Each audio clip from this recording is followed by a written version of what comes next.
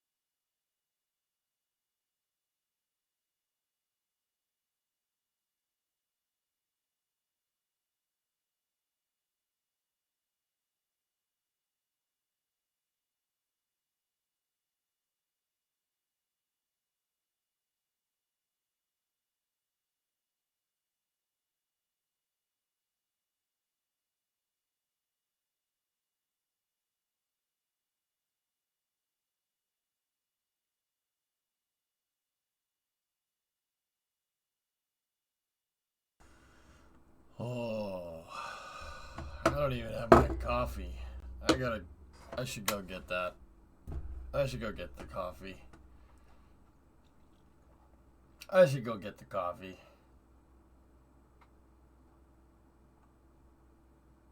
Here, chirp again. I go get coffee.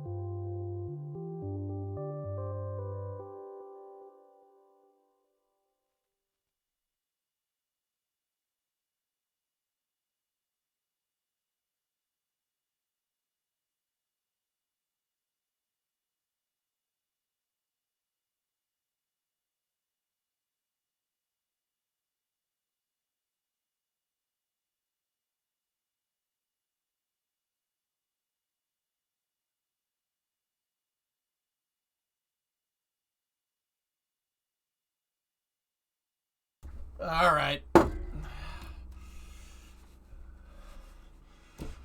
Oh.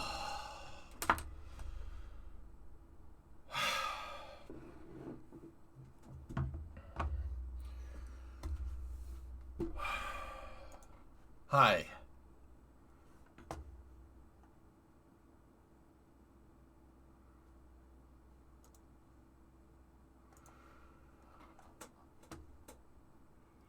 How was sleep? How are you not dead? I don't know. Oh, these are amazing, dude. Wow, you're amazing. Hey, nice Camaro. That's sick, dude. So cool. Your eyes burn? Yeah. Yeah.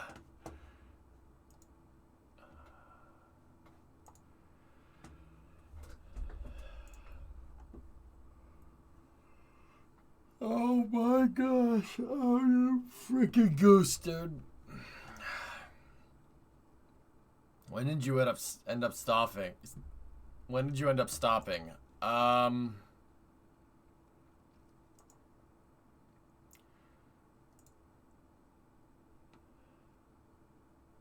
don't remember. I think I went to bed at like 7 o'clock. 11 people on orbit. That's right, man. That's right. That's right. Pro tip, make your coffee using Red Bull to slow down time. Yeah, I tried that once. It was disgusting. I'm amazed that my stomach didn't explode.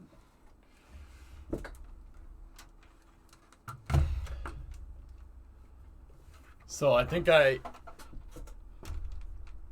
went to bed at like 7. Ugh, come on, buddy. Let's go. Come on, wake up. Let's go. I think I went to bed at like 7, and then I woke up at like 11. Yeah. I took Remo to lunch today because it's her birthday. We're going to celebrate. We're going to celebrate on Sunday. Yeah, on Sunday. So, yeah.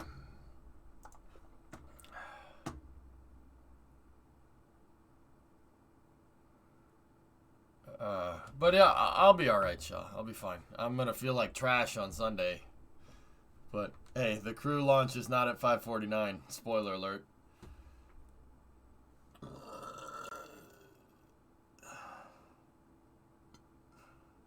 See you last. Kelly, can you not?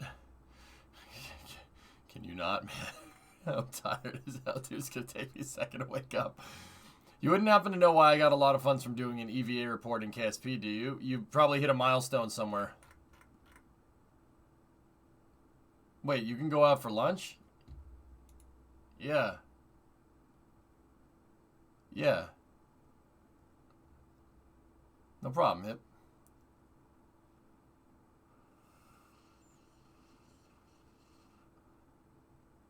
Yeah, what do you mean, human?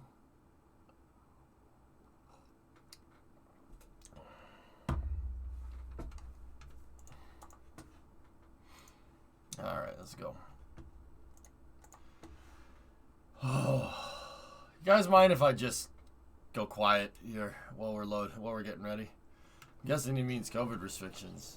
Yeah, you guys yeah, they went we can't, it's all closed. Yeah, that's not happening going here. Yeah, Mike, go ahead. You can post the link. We're in curfew now. Wow, that sucks. Yeah, dude, we can go out. You just gotta wear your mask outside. But that's in Massachusetts. It's different. That's awesome, Mike. It's so cool. It's so cool. D Money, what did I tell you, dude? Pretty cool, huh? Nothing like it, man. Yeah, human. Dude, there are. I mean, without trying to cause any controversy, I'm not really asking everybody to weigh in on this, so please, please spare me, okay? Please, for the love of God, spare me. There are, some states are open, like, normal. No masks, you don't need to do anything. Like, up where I am in Massachusetts, we're not locked down, but you gotta wear a mask when you go out. Like, you go outside, you gotta do that stuff. I mean, it's getting pretty lax though, but yeah, it really depends on the state. But yeah, some states are just wide open, dude. Some states, you know, like, once again, I'm not asking for people to weigh on their opinions on that one. Please don't. I'm just telling human person what's going on over here and nothing more. I'm not trying to make any statement or anything about said virus. Please, please spare me. It's way too freaking early, dudes. Come on. Please don't do it. We should watch the post-launch briefing during Space News. Elon was there. Dude, I was reading the clippings from it, Phil. 2024, huh? I'm going to the moon in 2024. Here's your edited pictures. Let me see, Joe. Oh, those are so good, man. That second stage at dawn, it was awesome. The rules change on us every 3 days. Ugh. I'm sorry, man. That must suck. I'm gonna try to be ready for earlier. Hey, guy's got drive, dude. No one can deny that. The guy's got drive. I dig it. I dig it, man. He's got the drive, dude. It's pretty freaking cool, if I do say so myself. Oh, that's awesome. Yeah, I'm gonna go to Mars. I'm gonna go to the moon. Yeah, sure, no problem. I'm like, yeah, what a beast. Okay. OFT1 was awesome. So freaking cool. That's not the right launch pad. Alright. Yeah, right. Pad 8 out of 8. Great.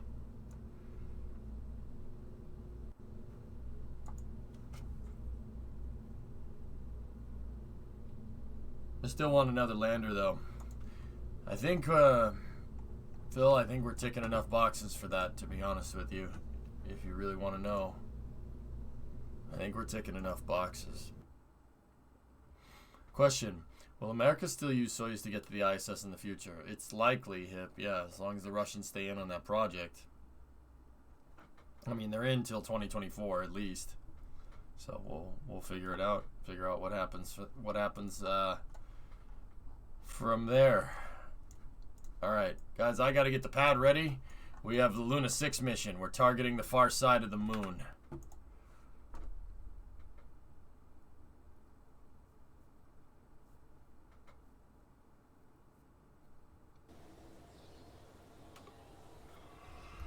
I agree, Phil.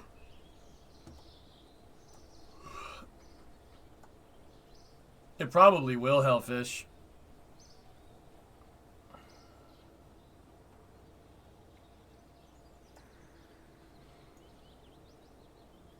I mean,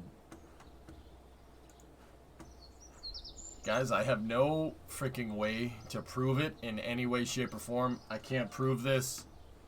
This is nothing. Just me theory crafting out what happened. We knew from the source selection statement that SpaceX was pretty much going to get chosen in 2020. Like in quarter 3, quarter 4, 2020, from their source selection statement, NASA knew that they were going to choose them. That is right around the time when the funding for HLS came out. You know, like, what is it, quarter 4 last year? That's right around when the funding came out. You know what this sounds like, Hellfish? It sounds like that sounds like one of Jim's last moves that he did. He probably chose SpaceX. They were probably going to down-select SpaceX, knowing full well that nobody else could compete on price to get HLS more money. That's the only way to do it. Why else would NASA? I mean, obviously to award something, you know, award an HLS. But why else would NASA ask SpaceX to kind of change their pricing structure around? That sounds like Jim to me. I can't prove it. I have no way to prove it, but that's what he was good at. He was good at leveraging one partner against the other. That's what he did with Boeing. So it remains to be seen why he wouldn't do that with SpaceX. I mean, it was very clear that NASA was going to go with SpaceX for HLS in late 2020 when he was still very much running NASA. Yeah, I wouldn't be surprised, Hellfish, but I have no way to prove it, and we'll probably never know. In the DM2 ceremony, when Bob and Doug came home, Jim kept bringing up Starship. I mean, that sounds like him. That sounds like him. That sounds like he did that multiple times. He did stuff like this. Dude, if that was a play from him, that's what I mean about the NASA administrator needing to speak Rule 8. Because that's really goddamn smart. But once again, I have no freaking way to prove that. But it does sound like, that sounds like him. That sounds like, that's very much in line with how he ran NASA. So, who knows?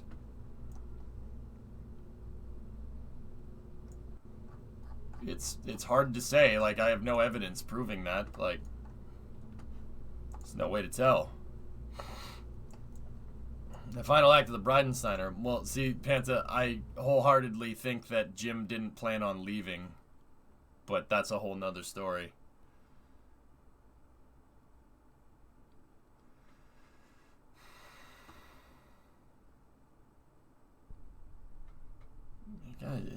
Phil, the guy just doesn't...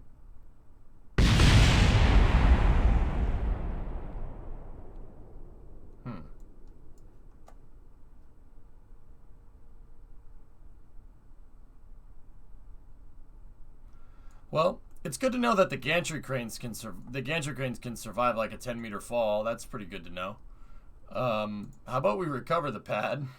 And, yeah, looks like we had a little bit of an OSHA mishap during refurbishment there.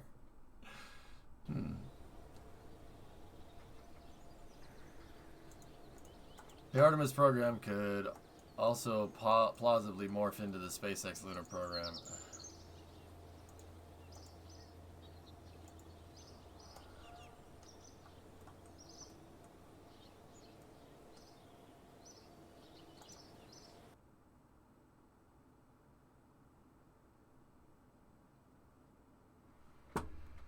I don't know, man. Phil, I don't know. I don't know. You know what I mean? That makes no sense. Why would they do that? It makes no sense, dude. It's so stupid. It's the dumbest shit I've ever heard. Did you hear about the possible debris avoidance? Yeah, I just don't get it. Like,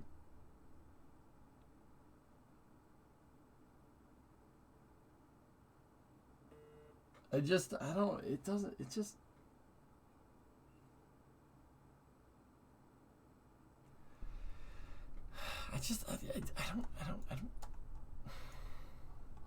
I don't know. I'm not done it.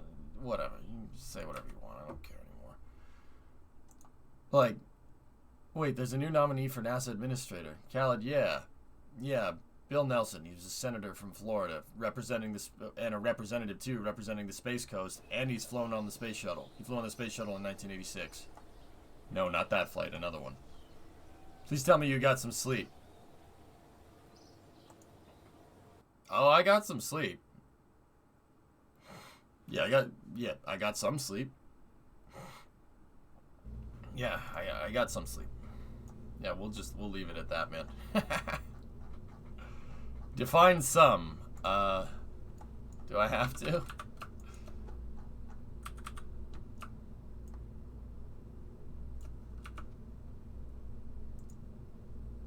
Alright, let's try this. So he's cool, right? I want to wait and see until he is or isn't in the NASA administrator position. I got to hear him talk unabated, and then we'll figure it out.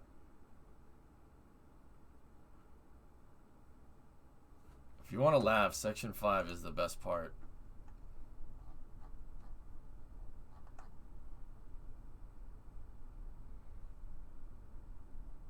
Alright, let me see it, Phil. Hold on, let me just make sure that the crane is good to go. We got to stage another mission here. Yeah, crane looks all set to jet right there. Let's turn down the sound there.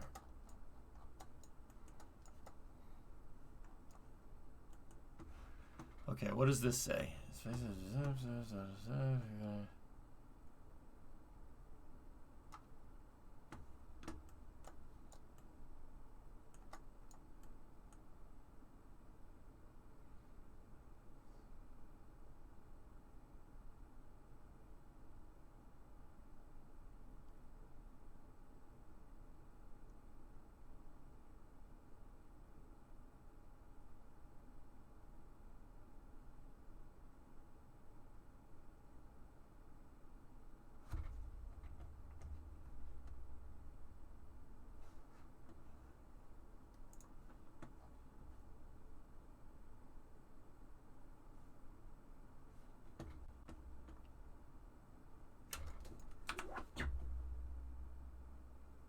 Am I just too... What the f...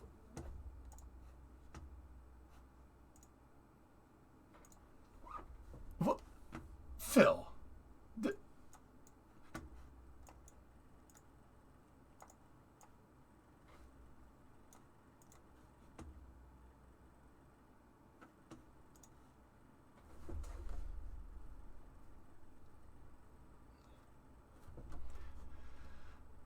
The Artemis program could also plausibly morph into SpaceX's lunar program. How? Under the current plan, a super heavy rocket would launch Starship to lunar orbit. Days later, an SLS rocket would launch crew inside of an Orion spacecraft, which would dock with Starship in lunar orbit. The crew would transfer to Starship and go down to the moon. After coming back to lunar orbit on Starship, the astronauts would board Orion and fly back to Earth. But if Starship is safe for humans to land on the moon, why would it not be safe for humans to simply launch from Earth on board the vehicle?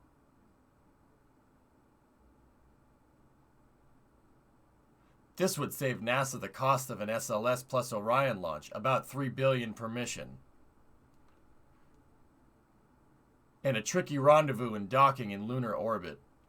This is probably the future of a truly sustainable lunar exploration program. That is quite possibly one of the stupidest things I've ever heard anyone say about spaceflight ever.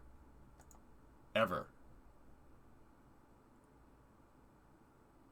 Well, are you serious? Like, lunar Starship. Lunar Starship. How are you gonna come back down on lunar Starship? Am I just tired? Did I miss something here?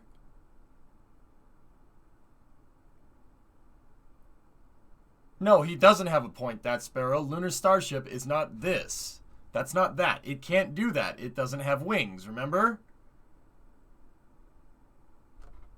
What? I don't get it. Like, what are you trying to say here? How are you going to maintain the life support systems? It has to be refueled like 10 times. Why would you do that? Why would you do this?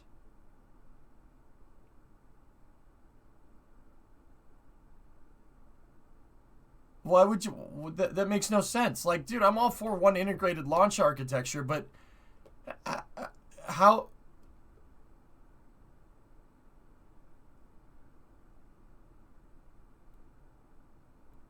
I read that as 2 starships. But he says, if Starship is safe for humans to land on the moon, why would it not be safe for humans to simply launch from Earth on board the vehicle? Because it's a lunar lander. It's a lunar lander. Its architecture differs from like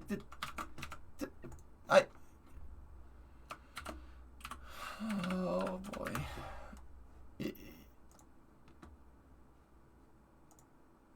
Guys, would you ride in the cargo hold of this plane? The one that says USAF on it? Would you ride in the cargo hold on this plane?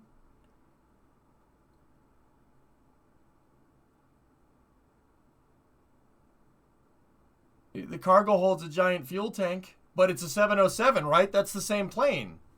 The KC-135 is the same thing as a Boeing 707, so it's the same thing, right? Like, right? It's the same thing, right? That's exactly the same as that. Blue, I don't know what to say. Like,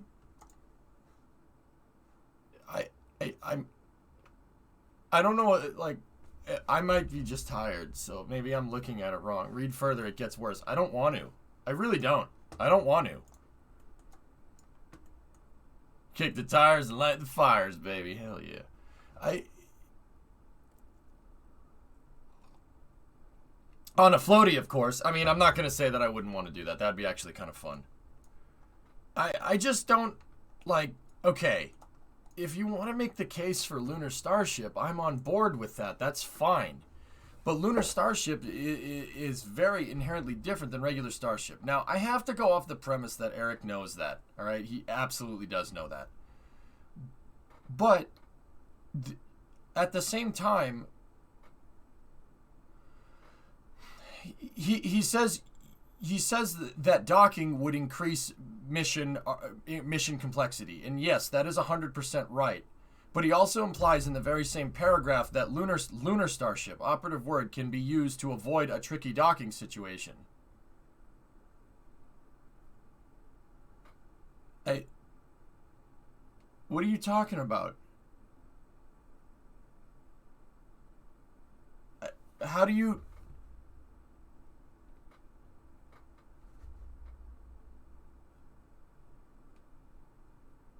I don't...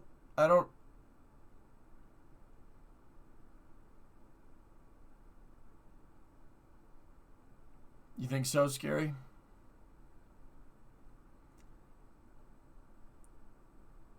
Why would you...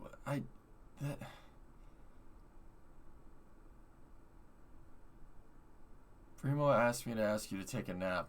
Okay, I'll take things that aren't adding to the current conversation for 500, please. They have to dock to refuel Lunar Starship, and they have to do a refueling operation. This is why people aren't going to launch on Lunar Starship, because you have to refuel it.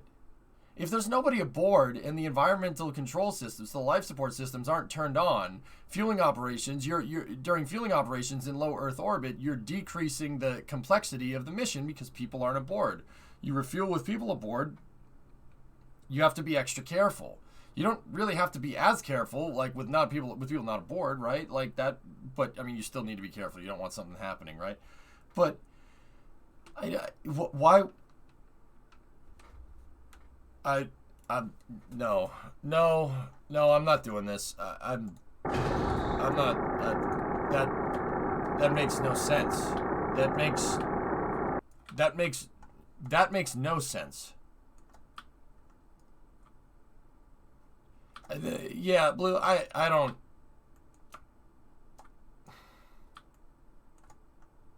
Like, I'm trying to give the benefit of the doubt here. Like, I'll be real with you. I'm honestly getting sick of just bashing Eric all the time, so I've been trying not to do it as much, but... Like, what am I supposed to do with that, dude?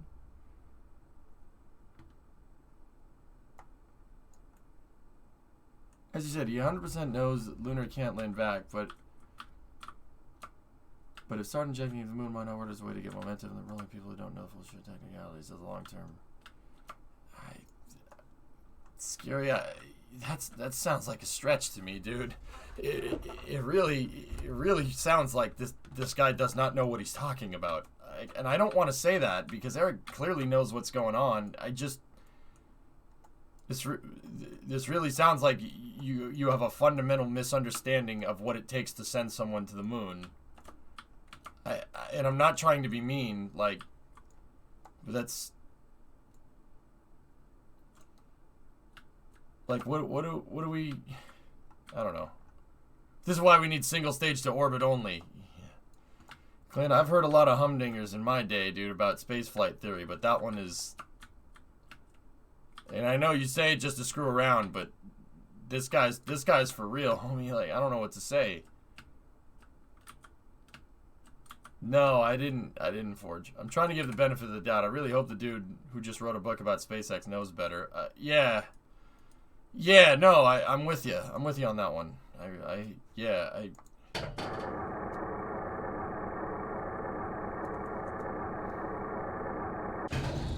I hope so.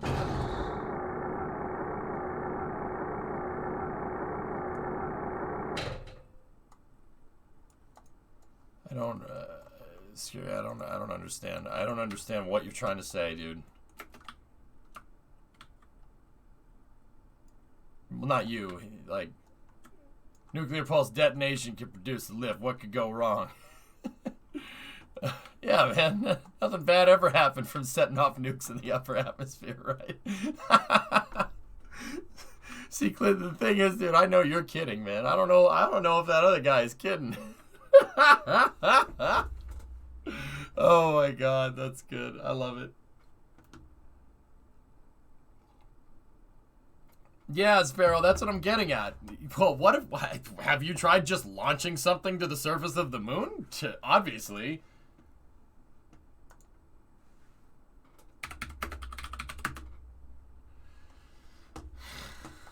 NASA said we were always open to the ideas of flight-proven cores. We just wanted SpaceX to prove the data, and they did.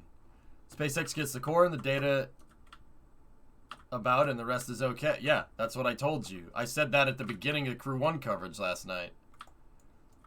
Would it be possible for Lunar Starship to get back in orbit in Leo so it could dock with another Starship and back to Earth? I mean, Kem, if your payload is small enough, sure, why not?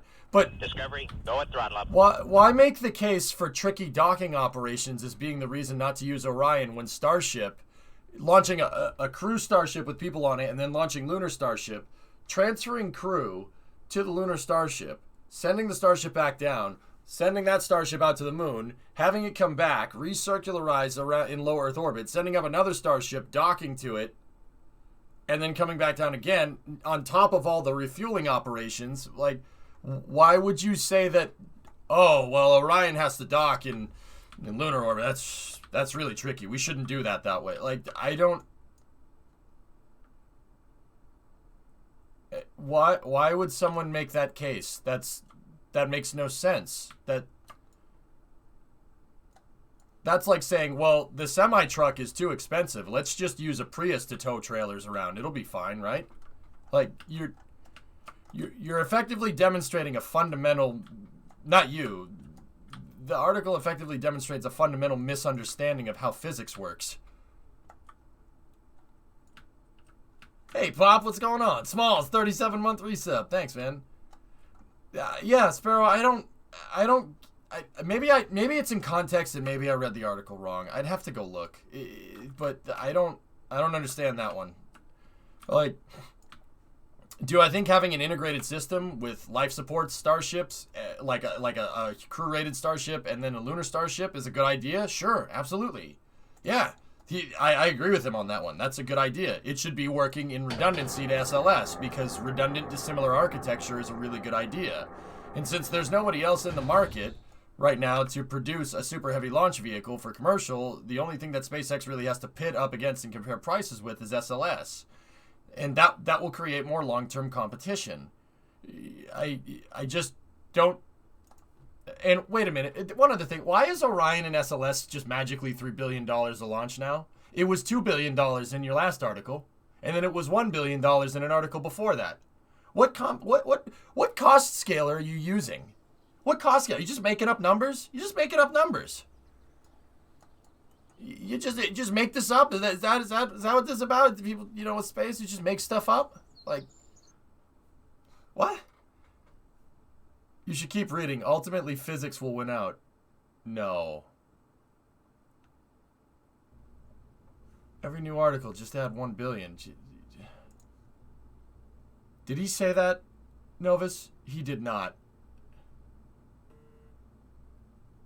Ultimately, physics will win out. If SpaceX can make Starship work, eventually NASA's other options for human exploration of the solar system may come to look ridiculous by comparison. Okay, yep, that's enough. I'm done. Nope, I'm out. No, I don't want to talk about this anymore. I don't want to talk about this anymore. I don't. Nope. I'll close that tab. I don't need to see anymore. I'm good. I don't want to play this game. I want off Mr. Eric's Wild Ride. I don't want to do this. What? Like, dude, I want Starship to do well too, but holy crap, man, what are you doing? Oh my god.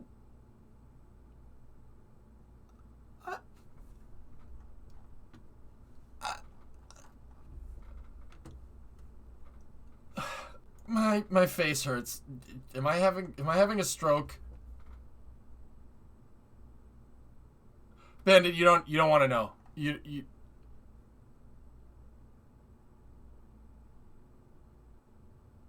Okay, I'm all right.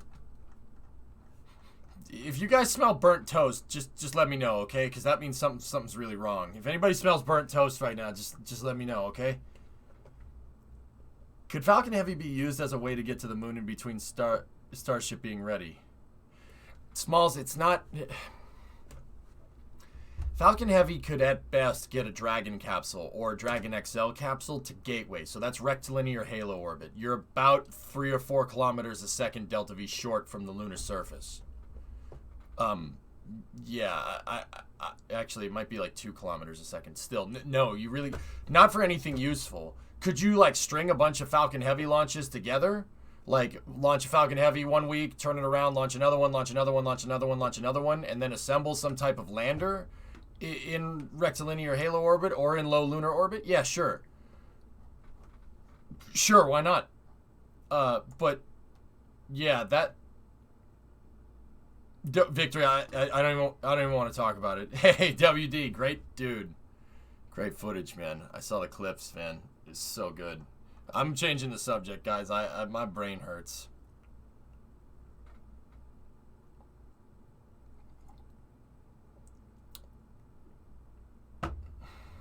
What are you building? I'm getting the pad recycled and ready to go.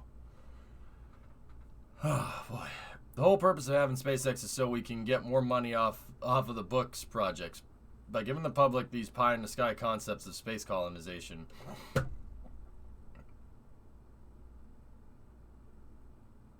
I mean, Clint, that's not far off from what's happening, dude. I'm still in all those thruster shots. It's so cool seeing the outgassing in the twilight, like right before dawn. Isn't that sick?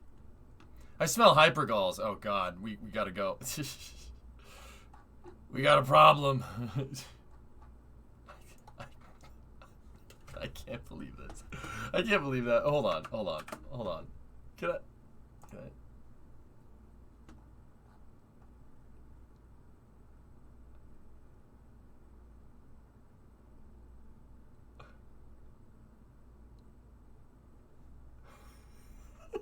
I'm sorry. I can't. Oh my god. That's awesome.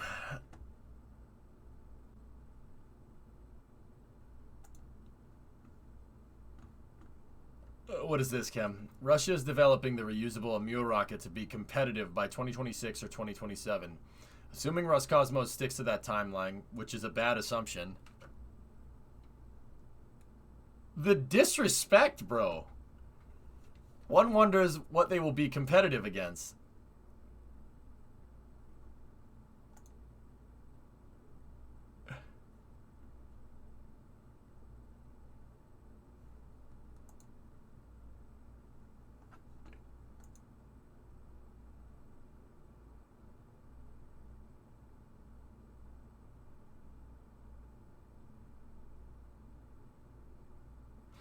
I smell burnt toast again, man. I mean, deadlines always slip. Not really rude. Well, Josh, look, I cover the Russian space program every day, dude. I know what they're doing more than most. Like, I'm not trying to sit here like, well, I've done my research, because screw those people, all right, dude. I got guys in here linking me articles every day. Look, the stuff is a little bit behind schedule. You got to understand, they're working with peanuts. First of all. They work with peanuts. They work with nothing compared to like some of the budgets like NASA, for instance. Second thing to understand is that they're scaling production pretty dang fast for the Angara rocket, and to phase out Proton, and then Soyuz 5 is they're cranking out flight hardware left and right, dude. It's here. Look, check this out. Look. Dimitri's going left and right, posting flight hardware. That's the inside of a Soyuz 5. Soyuz 5. Freaking. There's the engine. There's the engine for it. It's flight hardware. That's not a mock-up. That's a real motor. I mean, look at Samar's cranking out Soyuz like crazy. Like, look at this thing. It's ridiculous. Look at all of them. That's nuts. Look at how many Soyuzes they're making. Like, yeah, Ben, I don't know, man. Hey, Havoc's great coverage of the launch this AM, as always. Thanks, man. Did you see that they're thinking of making Inspiration 4 mission in September? Another early morning launch. Yeah, maybe. Yeah, I know, Phil. I know. It would be very, very, very foolish to underestimate what Dimitri's doing over there at this point in time. I don't think that's wise. Look, guys, their space program got wrecked 30 years ago, pretty bad, and they're just now fixing it, you know. So take that for what you will, but and I don't know, man. The Miro rocket isn't gonna fly by then. I think you drastically underestimate Russian propulsion research. Like, I don't think that's wise in the least. I have a lot more info from the 8-hour speech, by the way, for Space News. Right on. Yeah, Ando, like, anybody that knows a little bit about space knows that it will once per 6 years. They want to make Soyuz so useless. Like, PY, I know you like harping on them, but they, dude, the space program's doing better. It's doing better than it was. Like,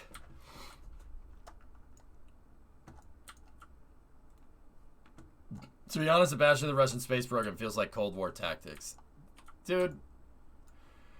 Yeah, and the Cold War ended 30 frigging years ago. Are we gonna move on or are we gonna regress? This is ridiculous.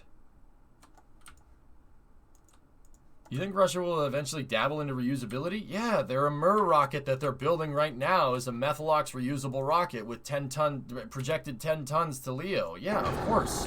They're working on it right now.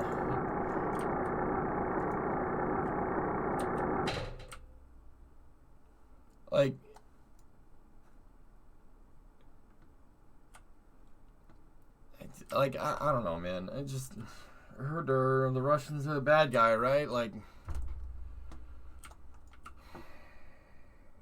we don't have time for this crap, man. We don't have time for this crap. We gotta go up into space. We don't have time for this. Stupid games.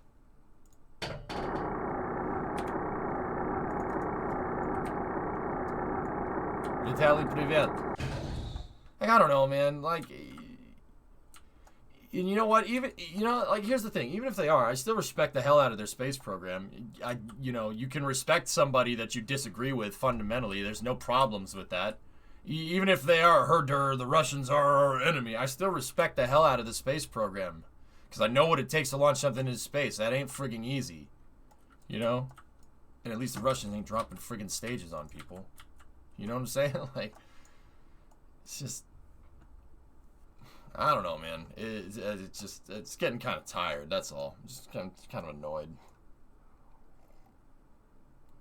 The stream is going to be just space news. I'm not complaining. Who the hell it is, dude. I got another Freedom 10 to launch. Not on many people, man. Yeah. For the past 5 years, they got a lot more ambitions than the entirety of the 1990s. Cam, I know, man. Like, dude, I sit here, I read the articles every day, man. I'm not stupid. Like, I see what's going on over there. Elon Musk cut into their freaking bottom line, so they got mad and now they're innovating on the space program. That's competition. That's good. That's what we want. Isn't that what we want? Like, hello? I'm pretty sure that's what we that's what we Hello? Yeah, Morrison, no problem, dude.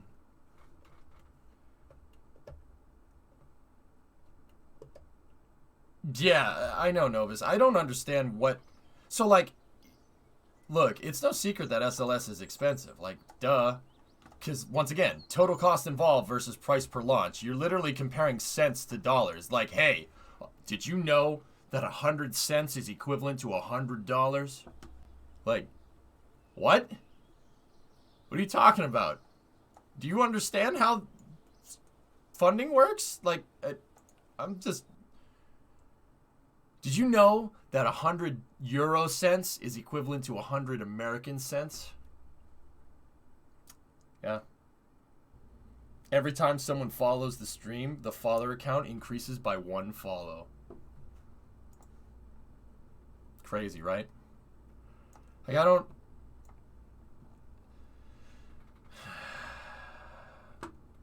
I don't know, man. Like, it's just... It's getting ridiculous, man. Like, it's just so stupid. And maybe I'm just tired. Maybe it's just because I actually am tired. I got like 2 hours of sleep. Did you know that they did surgery on a grape? No.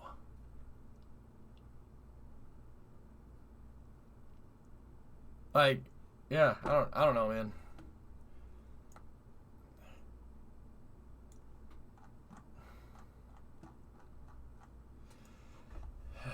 Yeah, dude, I don't know. It is what it is, dude. Right? It sucks. It sucks. Like, I'm not gonna lie to you. I'm not happy that, you know, we freaking aren't working with the Russians to go to the moon. That sucks. That sucks. That's you know, it sucks. But hey, it is what it is. Like I said, I ain't gonna get mad about it. It's just that's just kind of how that played out. Kind of sucks, but hey, whatever. What can you do?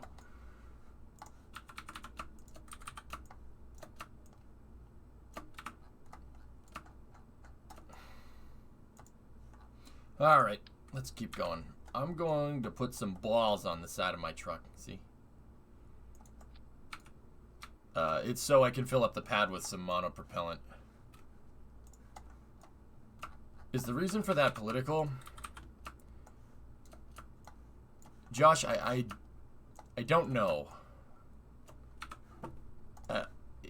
I really can't answer that wholeheartedly without going into heavy speculation, so I don't know. Is that a mail truck? Yeah. I mean, it probably is to some extent, dude, but...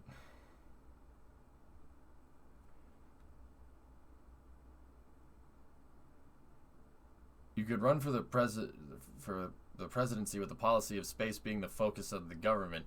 You could be the founding member of the space policy. Of the space party? Dude, but... Hellfish, even if that was the case, how are you going to convince people that space isn't a single voter issue? Like, that's not... That's not how that works, man.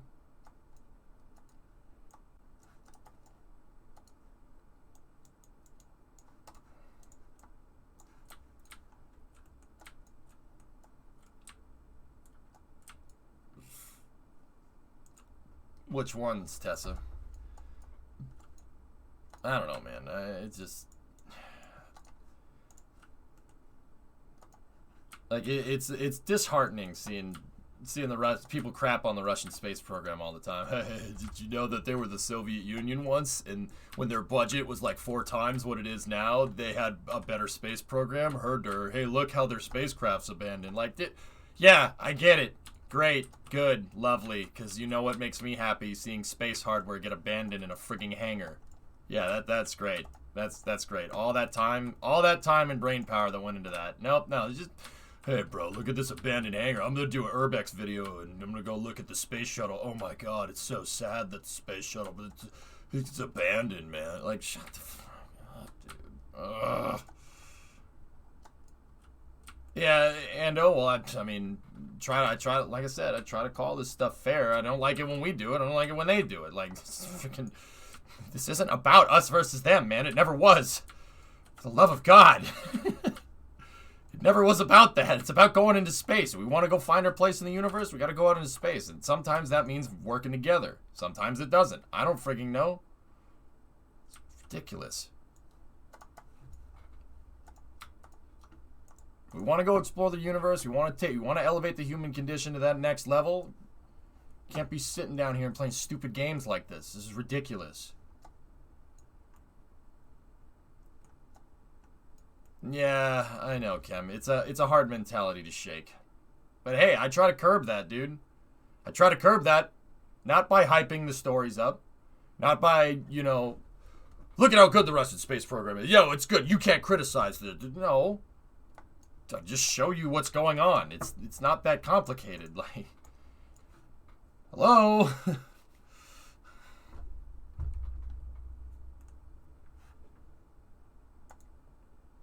Yeah, Bandit, I know it's bad.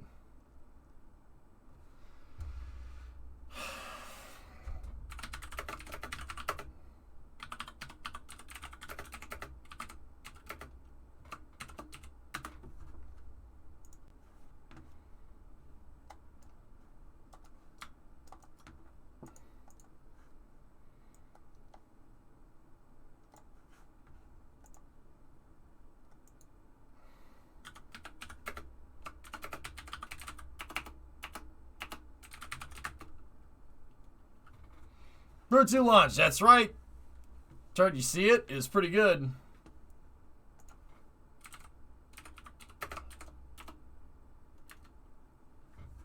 What's the latest on Crew 2?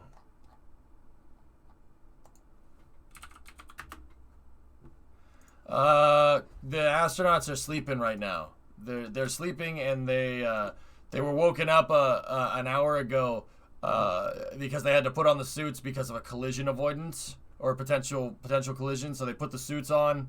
The collision ended up not being close, but Dragon detected debris near it, so they put the suits on, and then they took them off and then went back to sleep. They're currently sleeping right now.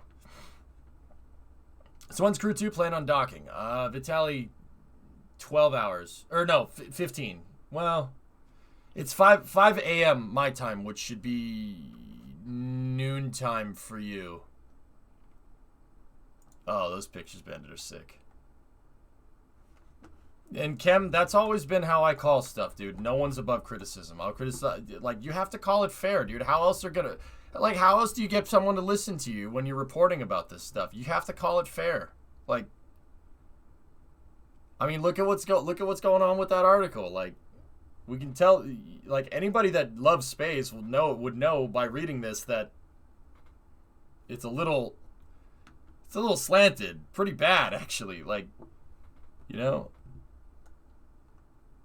this red dot heading towards a green dot. I think we're the green dot. Nice.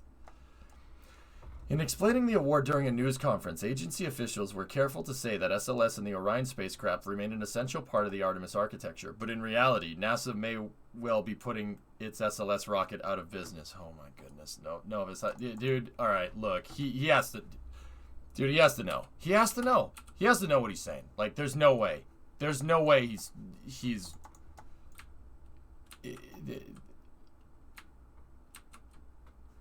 I don't... There's no way, dude. There's no way.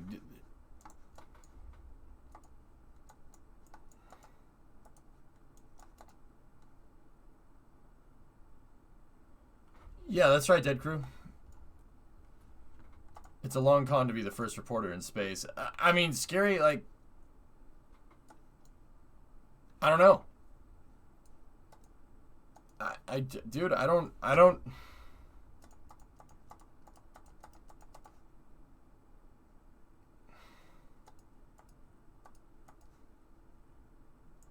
don't know, dude. I don't know.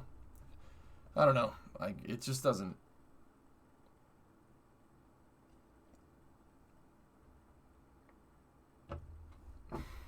Hey, Taven, what's up? Of course it is, Hibbit. Like, Phil, you don't want to know. You guys don't want to know. Dude, I don't want to talk about this anymore, fellas. I really don't, because then people are going to go look for the article, and they're going to go support, like clicking on the article and stuff. I don't want to do that. Seriously. Did you move over the monopropellant? I did. Did you get a bonus or something if SLS gets canned? Red, okay.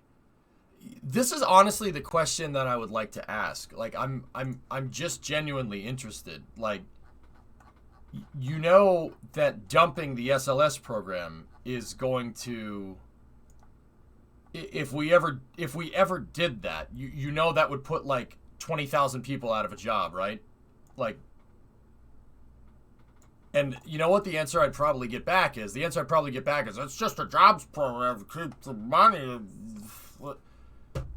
Yeah, okay, so what was the Apollo program? That's what I'd say right back. What was the Apollo program? Was that a jobs program too? Like, you can't say one's good and one's bad. Do you not like the Apollo program because it was a jobs program? Like, see what I'm talking about? Like, you're not making any sense. You're selectively piecing stuff together. Like, I don't know, man. That's... Dude, if I did that for like a school report, I would have gotten an F.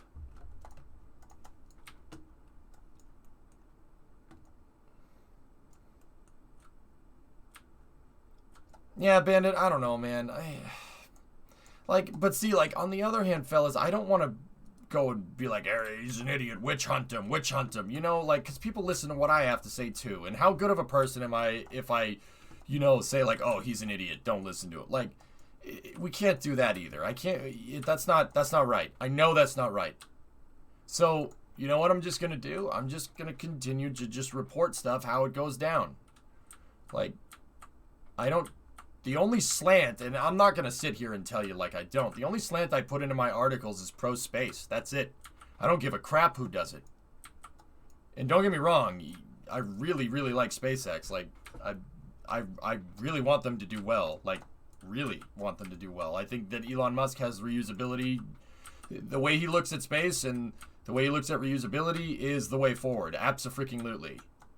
I do. I absolutely do, you know? But that doesn't mean that we can't look at other stuff as well. More rockets launching is better for space. There's no way around that. You're not going to change my mind. Yeah, I don't know, human. The FBI is a jobs program. Oh, Boris, let's not. Like, I don't want to turn this into some kind of character assassination because that's lame. We shouldn't be at each other's throats because everybody here likes space. That's stupid.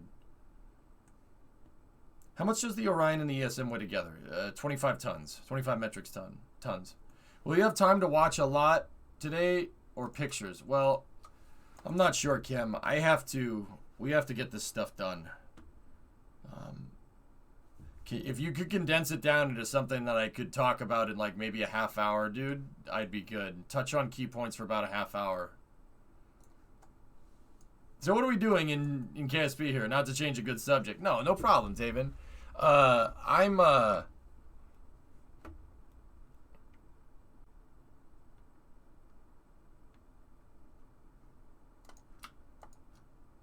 I'm fueling up the pad so I can put new transfer stages up into orbit.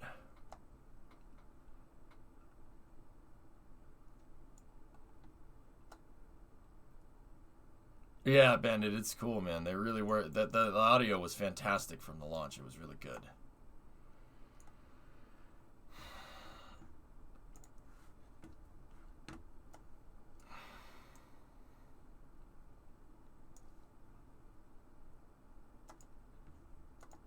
Okay, we're fully fueled. Let me fuel up the other side monopropellant. Anyway, yeah, guys, I don't know, man. We shouldn't go barking up Eric's tree. It's not right. We shouldn't do that. Just let it be. You know, it is what it is. I don't think we should. I don't think that's the right move. I don't think that's smart.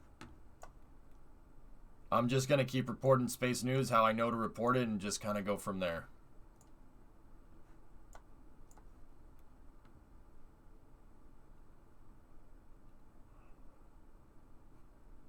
And like I said, that's it. I don't want to really talk about it anymore, fellas. Anyway, so I'm fueling up here for the Luna 6 mission. We're going to go to the far side of the moon. The first thing I have to do now is I have to refuel the lander. So we're going to launch a Freedom 10, Freedom XD right here. We're going to launch a Freedom 10D. Freedom 10D. Well, it's orange, just like a chicken tendy. And we'll get another tanker out to the moon here. Dead crew. Received this text message from my mom after the Crew 2 launch. Oh my gosh, absolutely spectacular launch to say. I'm so clear, so able to see separation and it coming back down. Lost it in the treetops. Trails were beautiful. I wish I had my camera with me. Yeah, that's good, man. That's good for space.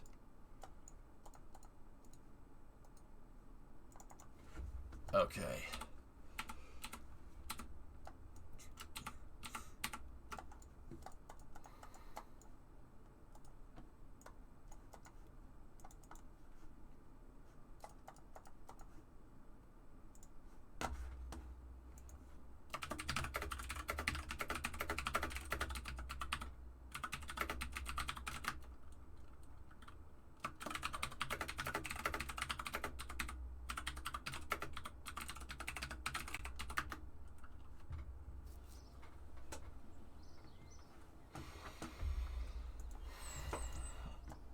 Didn't the lander need signal? How would that work on the far side? Ryan, I have the Leopard 2 relay satellite. I can show you.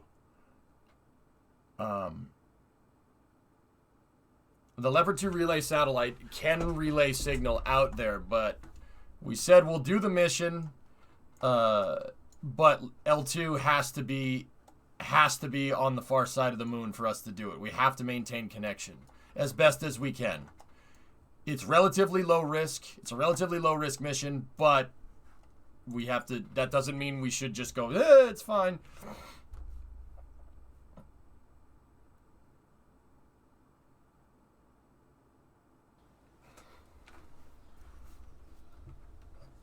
I've seen you on the morning for launch. I've been out to work. You're still going. Beast mode activated. Nah, camp. I took a break. I took a break and got some sleep. Some sleep. But yeah. Actually, Camp, you reminded me to just give an update on Crew 2. The astronauts are sleeping right now, so they'll be awake soon. They did a what was it? A press conference on the capsule, and Thomas gave everybody a tour, and it was pretty funny. He's like, "Oh, welcome aboard, Dragon. I am your tour guide, Thomas. I hope you enjoy it." And then they showed a picture looking out the window, dude, and it is, whew, it's pretty good, man. Does NASA have a relay satellite for the moon? If not, how do they keep signal? Line of sight, Ryan, is how they keep signal with the moon. They don't have relays for the back end. You could use the LRO. You could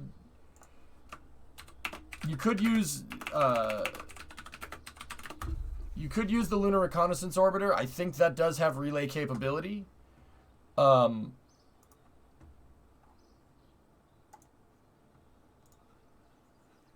Yeah, I'm pretty sure that does have relay capability. But I don't, for like sustained operations, honestly, fellas, Gateway can serve as a relay, and it's actually quite good.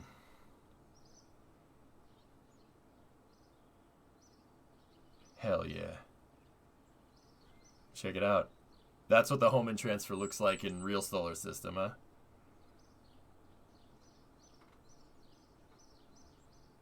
Is that cool or what? Look at the eccentricity on that Hohmann transfer. Yeah, that was an actual sentence, and I swear I'm not making up words. Just imagine how good the videos will be with the Inspiration 4 bubble in the hatch. Oh, for sure, man. Whoop. There it is. Mind the velocity, guys. Take a look. Oh, that's so cool. The moon is out past geostationary. Sachi, geostationary is like right here. Yeah, geostationary is somewhere. It's about 23,000 miles that way. The moon is about 250,000 miles that way. So yeah, geo is down here. It's quarter of a million miles. I'm not sure how much that is in kilometers here.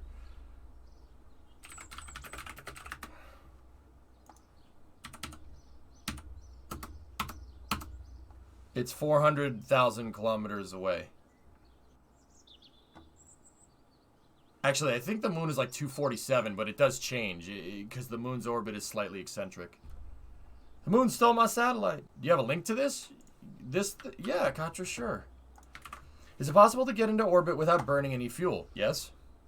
In real life, Vilo, yeah, of course it is. You got to be very, very precise, though, but yes. So that's part of why the Lunar Reconnaissance Orbiter... That's part of why the Lunar Reconnaissance Orbiter has been up there for a long time. You guys notice it launched in 2009. It's just been out and around the moon. I like that, Brie. That's cool. They used a retrograde insertion on LRO, if I'm remembering right. Let me look at the selenocentric, semi-major axis, paraselene, epoch, May 4th, orbital insertion, June 23rd, July 2000. Yeah, it's hard to say. Oh wait, hold on.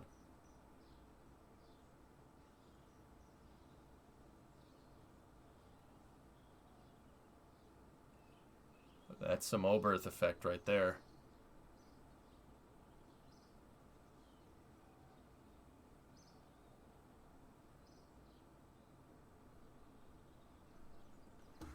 I took this picture. It's one of your best night shots. Oh, Funky, that's amazing. Look at that. Look at the Milky Way, dude. That's so cool.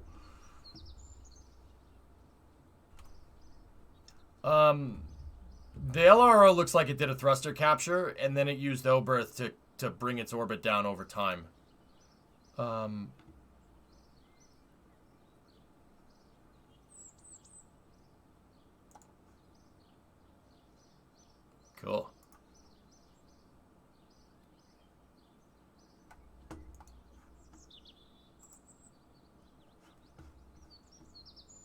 I'm sorry, I lost it. What was the question?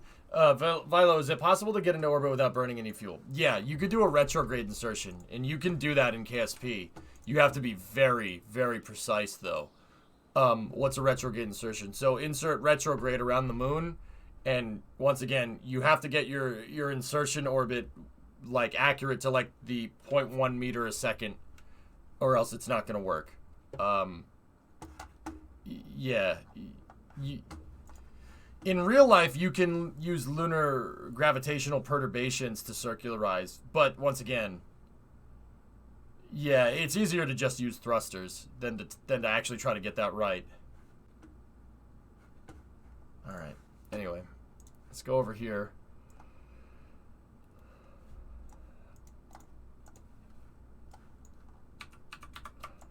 Well, generally, it's better to have something to step on the brakes if you need to.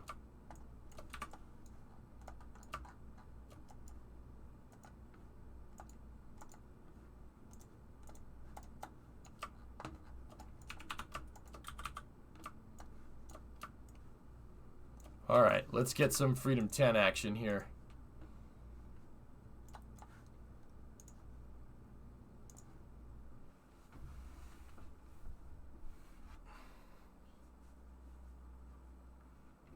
Yeah, there you go, Canadian. Right on.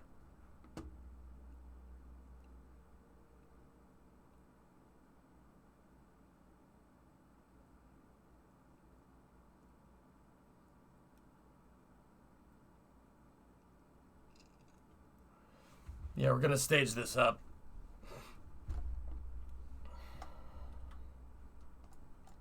Here we go.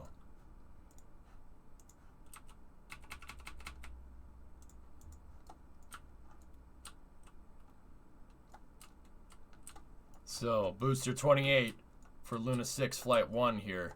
Note that this is an extended Freedom 10 stage. It's big. Yeah, it's big.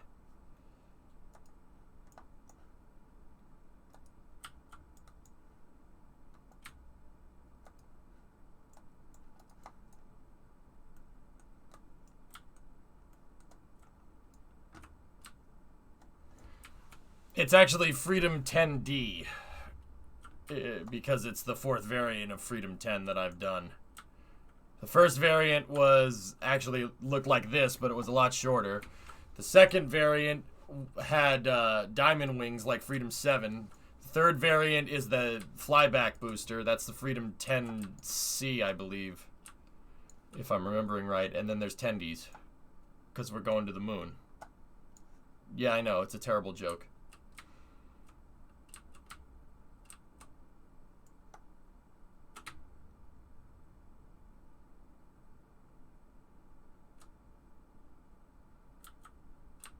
By the time Roscosmos will be ready to send Luna 25. Yeah, Kim. Oh, you're just gonna do it too? You're gonna give Dimitri crap too? Like, alright. No, yeah, no, hey, well, Luna 25, man, is... You know, everyone's... See, Kim, the way... You know what's funny? You know what's gonna happen, right? Like, I can see this coming from a mile away, dude. Everyone's gonna be like, oh, you know... The Russian space program is terrible. They're way behind. They're not doing any, and then they're gonna go do something like Luna 25, and everyone's gonna be everyone over here is gonna be like shocked Pikachu face. Like, what? What do you mean they went back to the moon? What do you mean? Like, it's gonna happen. I'm giving props to you launching a lot of KSP. Oh, right on, man. Yeah, spasiba. I want my MTV celeb match between Dimitri and Burger King. Dude, have you seen Dimitri goes? Dimitri's a lot of things. He's a big dude. Dimitri's like easily he's almost 2 meters tall. He's a big mother. I wouldn't fight that guy.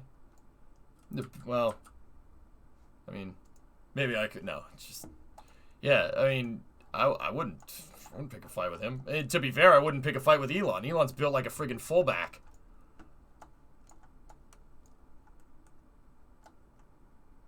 Yeah, I know, Kim. Nuklon is gonna be hilarious, dude. And people are gonna be like, EJ, I didn't know this happened. I'll be like, yeah. Discovery. You didn't know it happened, but I reported when they said they were gonna do it. You know, like, okay. Jetred, 17-month resub.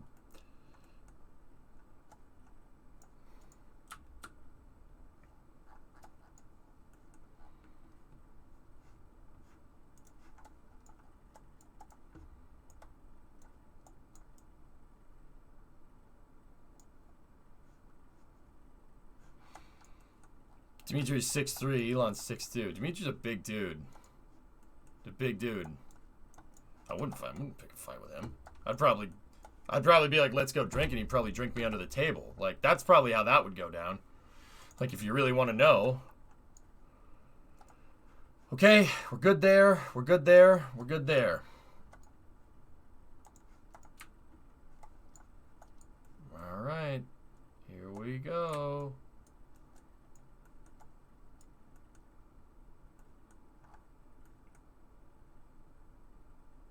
That's awesome, Camp. That's so cool.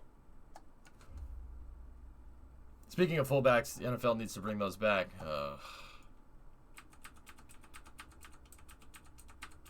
But my tight ends. Hellfish.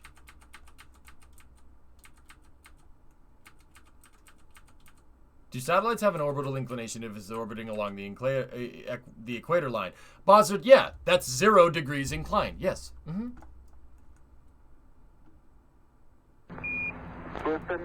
Demon. Tranquility Base here. The Eagle has landed. Roger, Tranquility. We copy you on the ground. A couple of guys down in blue down here. We're breathing again.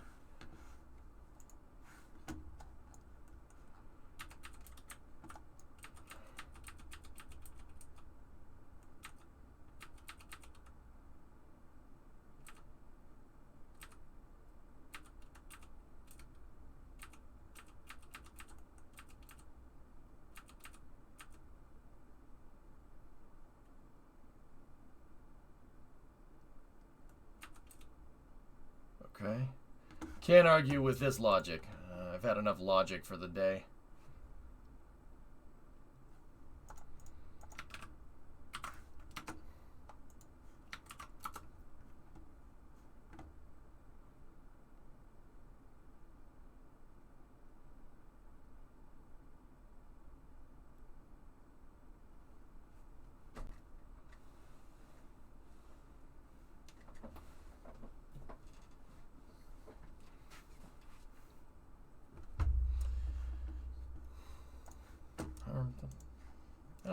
All right. Okay.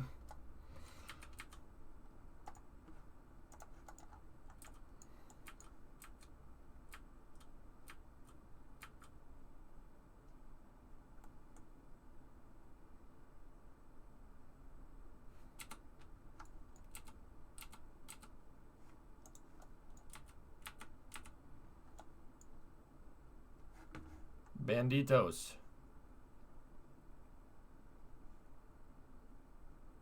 Yeah. Yeah, Bandit, I heard about that. Kem, Elon's a freaking rugby player, dude. Like, I would. No, I'm good, man. We don't need to do that.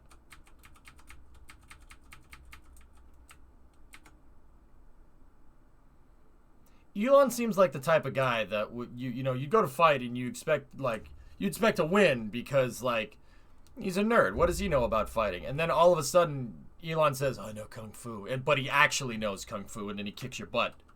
Like that's the vibe that I get from him. I don't know about you guys. Yeah, I taught myself this, because I think it's just really interesting. Like, yeah, of course. Yeah, you would know that. You would know that. You would know that, dude. Of course you would.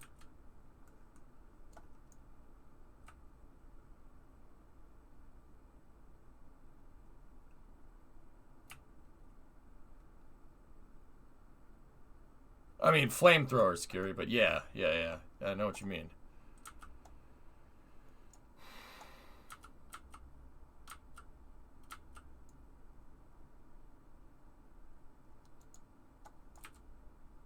Yeah, Demon, for sure. I really like how you're building the rocket realistically. Thanks, Devo. I like your name, dude. 343, also a good number. Thanks, man. I try to build the rockets like real life, dude. I mean, with some exceptions. I'm pretty sure rocking the rocket back and forth like this is not part of ULA's integration procedures, but I appreciate it, man. Yeah, I like doing it this way. Every rocket in this save that I launch into space, I launched off of a pad, and I had to design all the GSE for it.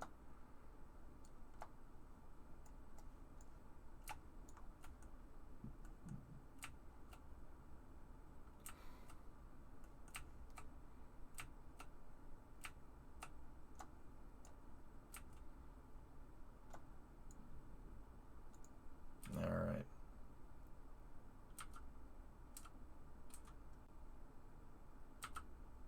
I like how the pad is the rocket going down inside of it. Yeah, it looks like a proton pad. Plausible realism. That's right. It's an Apollo thing, though. What's that, Squee? Yeah, you know what? You're not wrong.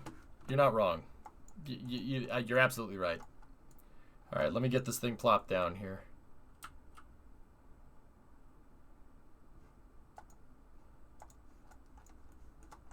Check for alignment here on the first stage. We are perfectly vertical. 90 degrees.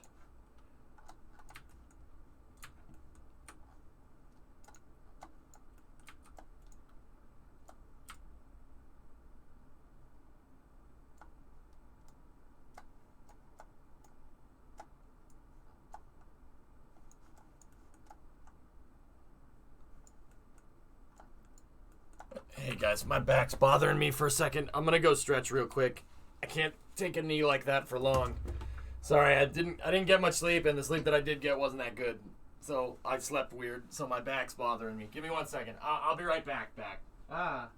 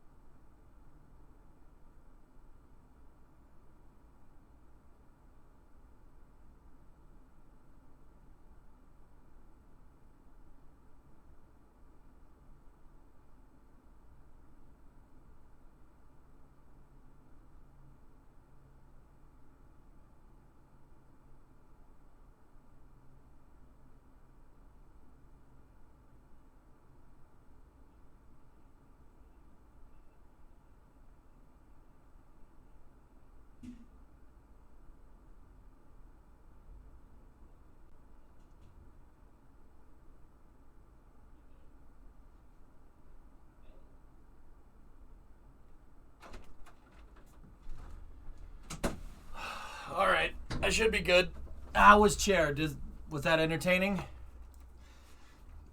Yeah, TJ, I have an inversion table, but it takes a second to get into because you gotta like do a bunch of things. So what I do is I just go in the door jamb and I lift myself up in the door jamb and I decompress my back. It works every time.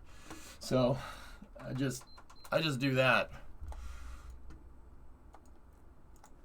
Okay, so where was I? All right.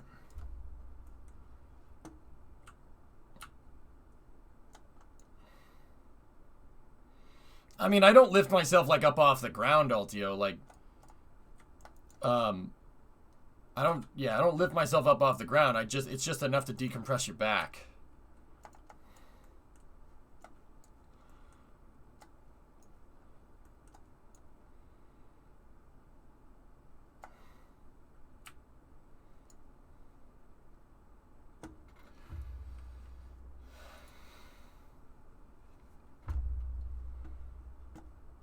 Install steel door frame.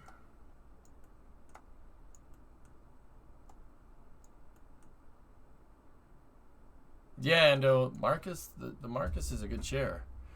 My back, kind of, if you tweak it when you're sleeping, you know, you sleep wrong, right? And you tweak it, yeah, it's gonna hurt.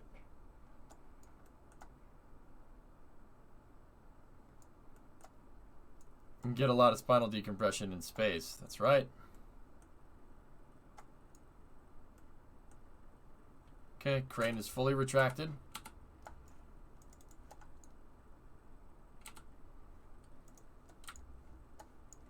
We're going to expend this stage so the first stage truck can be recovered.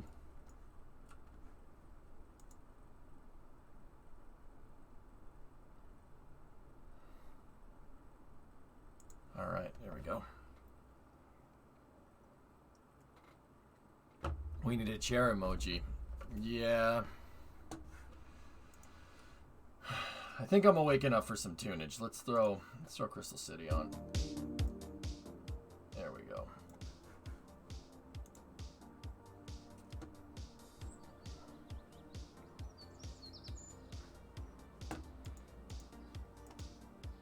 I mean, of course, they could do surgery on a grape in space.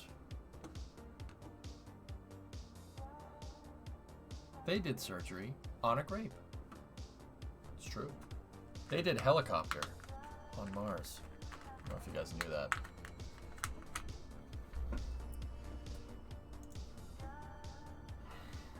Twice.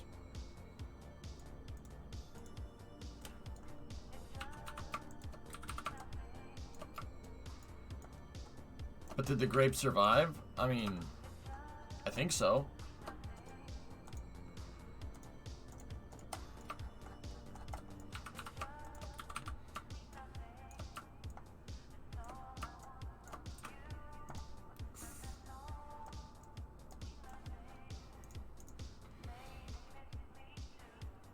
Were they wrathful grapes? I mean, yeah. Sure.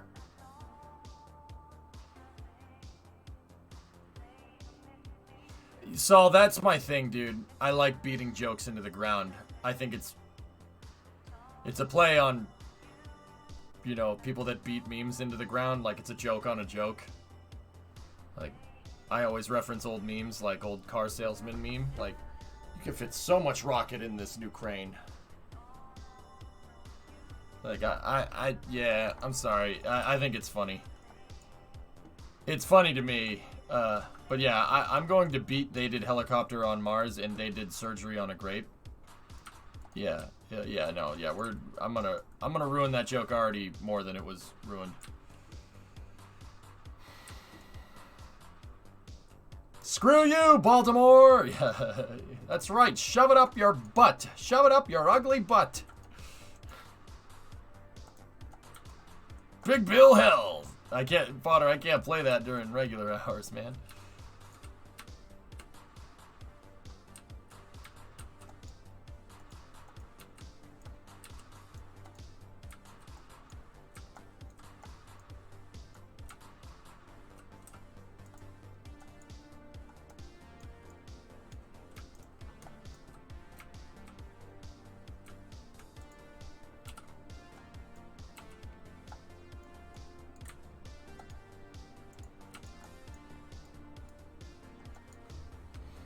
Soapbox, what's that? I've seen these pictures before. Yeah. Crazy, right?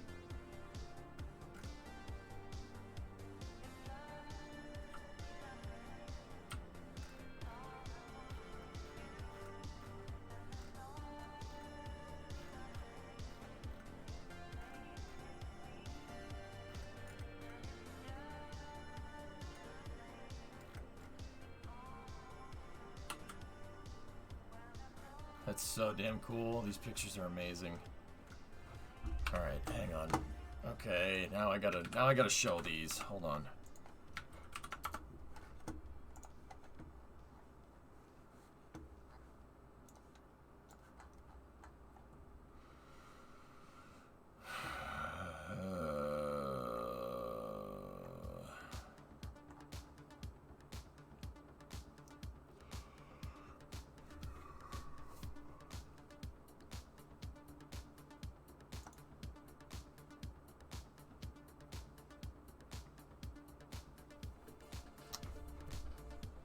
Gee, I wonder what that is in the background. That looks like a space shuttle mock-up.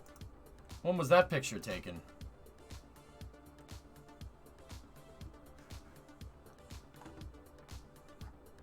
Yeah, there's a space shuttle mock-up of something sitting over there, behind the SR-71.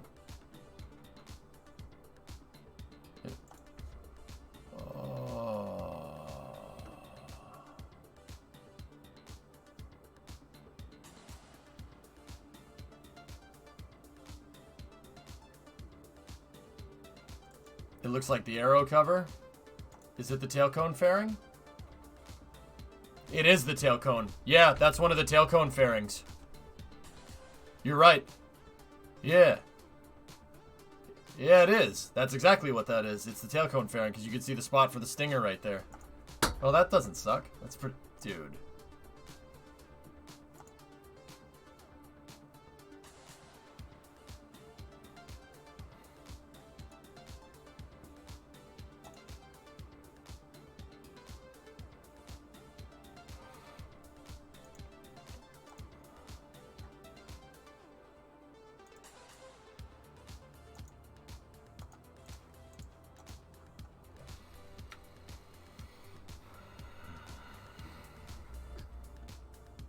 They did this without any computers, man.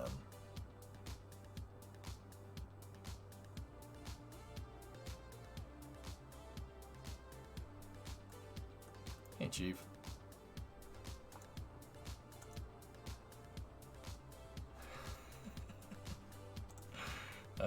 Yeah, it's a great ad.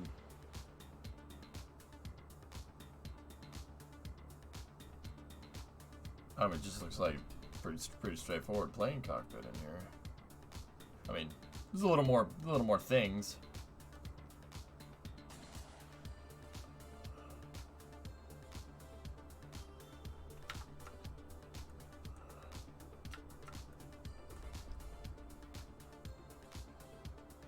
So that's EGT right there, exhaust gas temperature.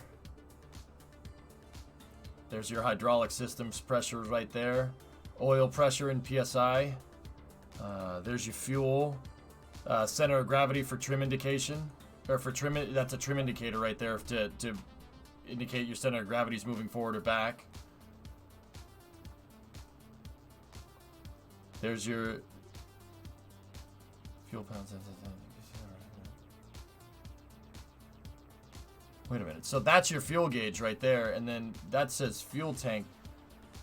So, and there's your trim right there. And then there's the cross-feed systems, and then there's the manual cross-feed behind it. Right? Am I looking at that correct?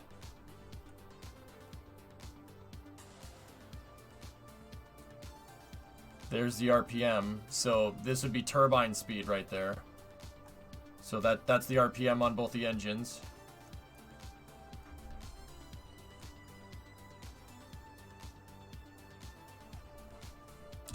This stuff over here, I don't know. I don't know what these gauges are. I can't really read them. Yeah, this is an internal fuel balancer. Because, look, they have a trim indicator for the center of gravity. So what does that mean? That means if you drain fuel, like the SR-71 has a bunch of different tanks, right? So you can move the fuel around between the tanks right here. And keep in mind, this is an analog system. Okay.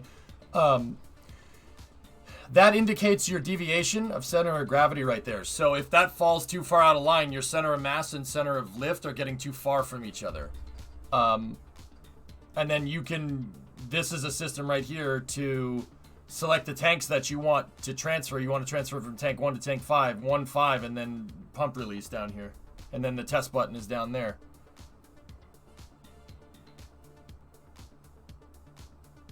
And then there's the fuel dump systems over here. Here's your generator over there on the right. That's the battery bus right there. So your master battery switch is right there. So you want to turn the thing on. That's the thing you should flip first. And then you got to flip the AC bus on as well. And then you can switch your generators on. I don't know if this... SR-71s don't have APUs in them, but... Stability augmentation right here. Pitch roll and trim right there. Adjustment right there. This is a quantity selector. I'm guessing it's... You can select how much fuel you want to move between the tanks. You ever played DCS? Yeah, I have. So vertical speed indicator, compass, artificial horizon, altimeter, clock, AOA. Wait, why do we have 2 horizons here? I wonder what the second artificial horizon is for.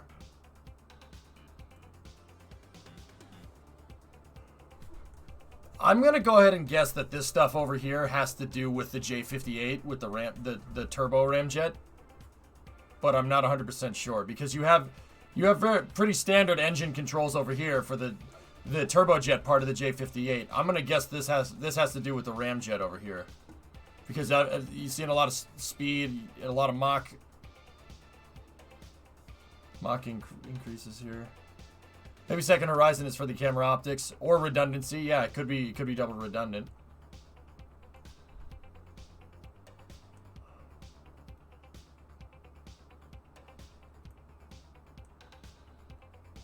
There's the windshield.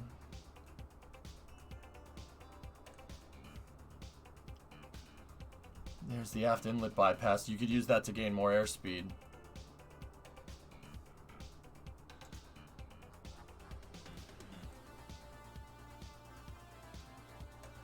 Throttle quadrant is over here. It's a HOTAS setup. Lights are right there. There's your taxi lights. Gear indicators over here. There's your master gear control. Flipping that up, these lights should turn on when the gear is fully retracted. They have light indicators to tell you that it's on.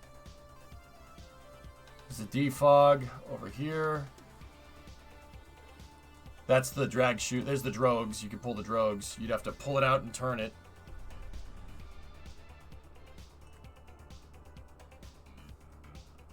Radar officer eject. That's the radar officer eject. And then you can tell the RSO to bail out if you need to. And that's an indicator to know that the guy behind you dipped out.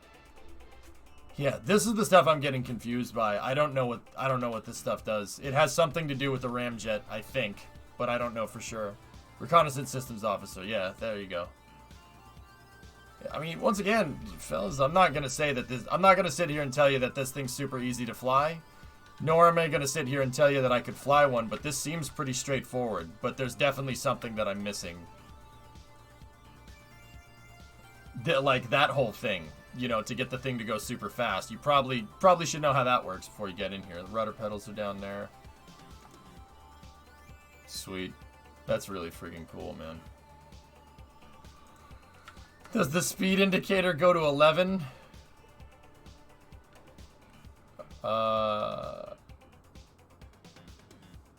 Where is the airspeed indicator? Discovery, go at throttle. It's right in front of me, isn't it?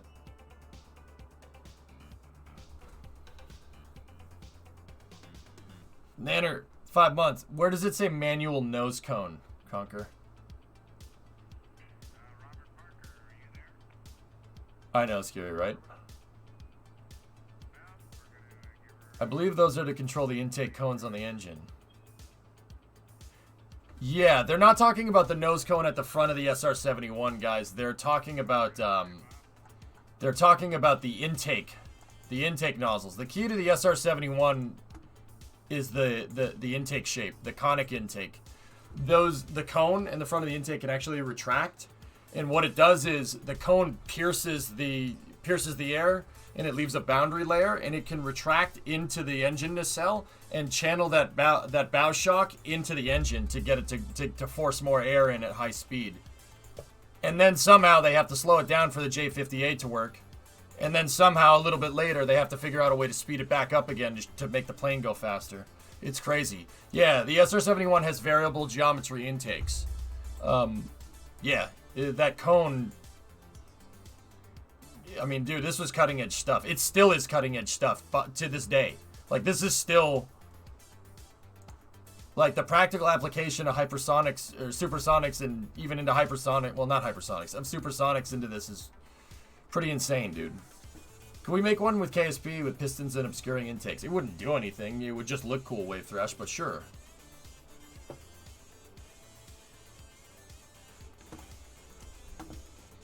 Yeah, it's got to be that one. Yeah, there's your knots indicator, your nautical indicator. Yeah, I see it right there.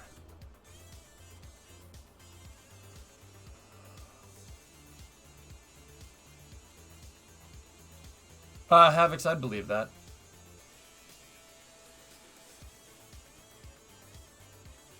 That's wild, man. That's wild stuff.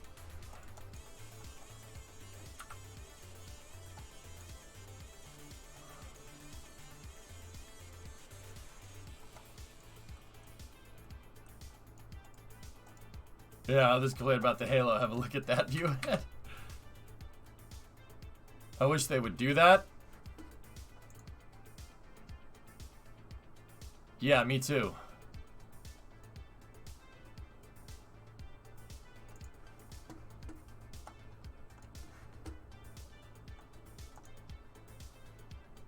Yeah, me too. I've made SR-71s in KSP before, yeah. Mm-hmm. They have, and you just don't know about it. Know about what?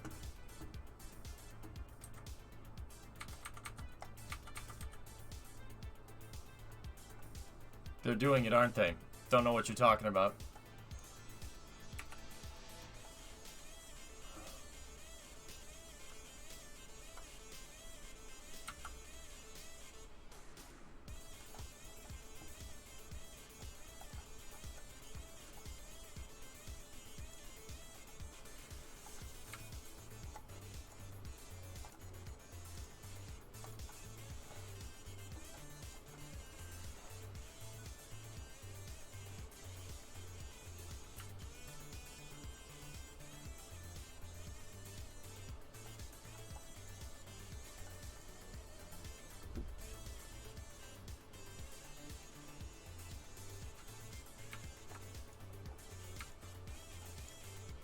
We have Wings Wednesday back. I don't know, maybe.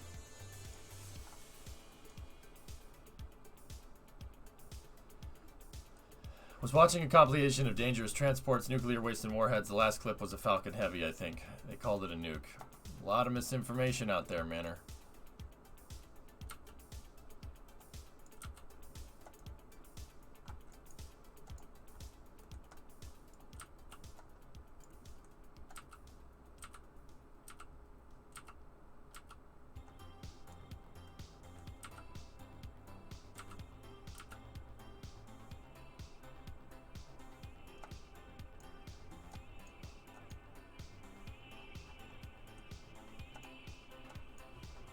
All right, let's get our second stage put together here.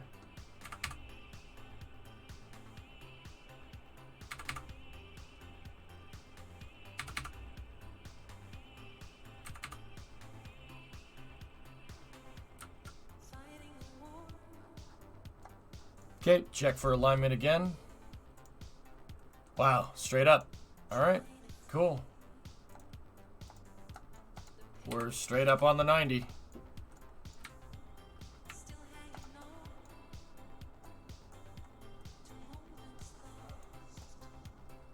how big this damn fucking crane is, man. I still can't believe that.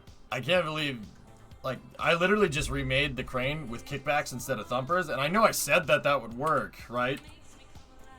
But I didn't think it was gonna work, like, exactly the same. There's always something with KSP, but I didn't change the hierarchy, and it seems to be working exactly the same.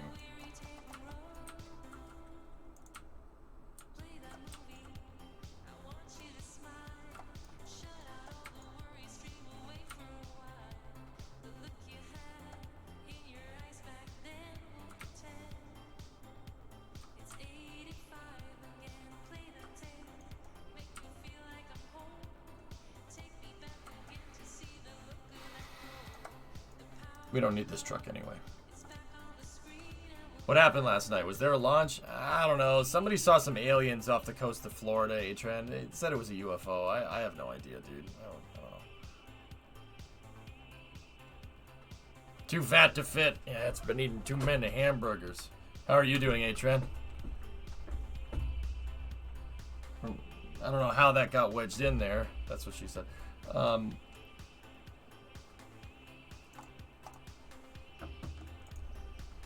The trampoline was used.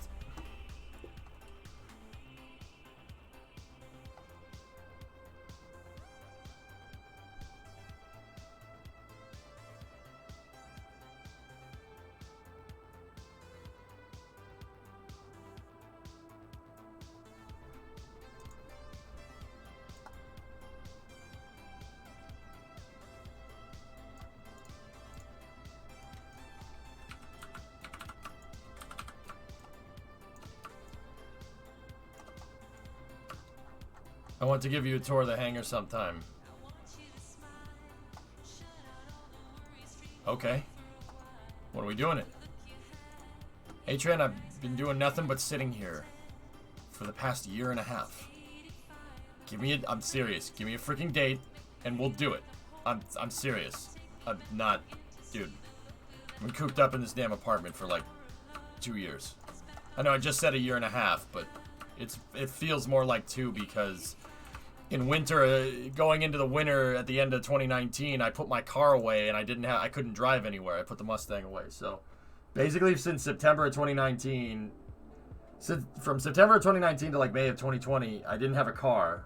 And then the lockdowns happened from then on. So I've literally done nothing since September of 2019.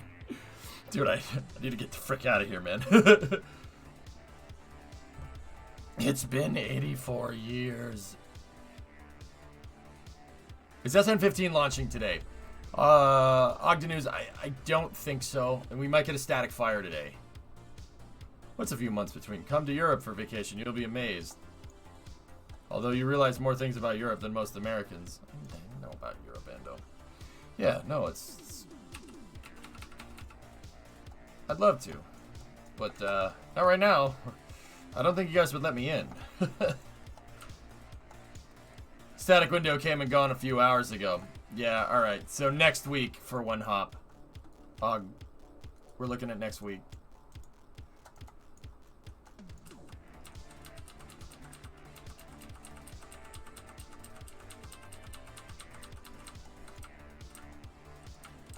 Ando, good frigging riddance, dude. Oh, D-Pick, savage. Savache. Feels like just yesterday when you and Bremo went to New Hampshire. When was that, Duber? May of 2020. When I, got the Mustang out.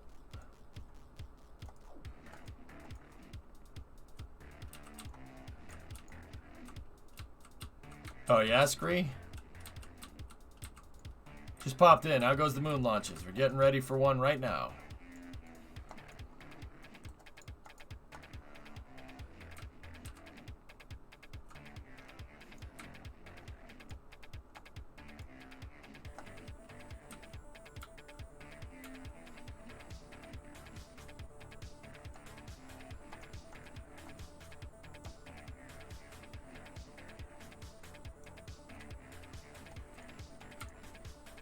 Either way, A-Trend, you tell me. You tell me when you want. What time's good for you? I'm serious. I'll get on a plane next week if we have to.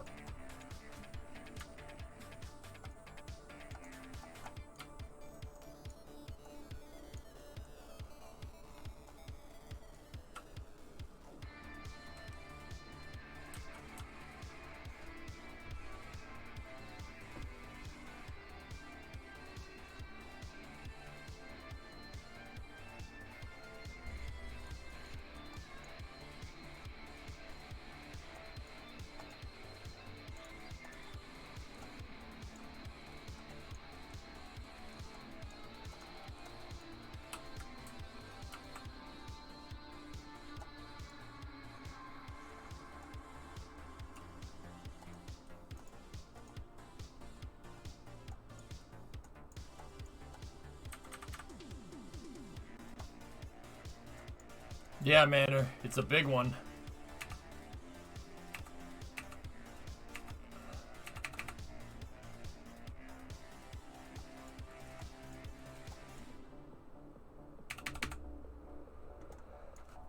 Yeah, right.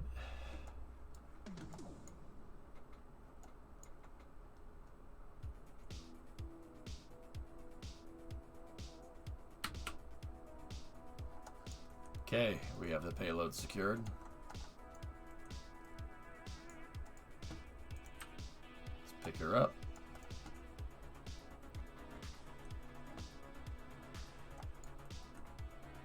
Right, Deepak? Yeah, there you go.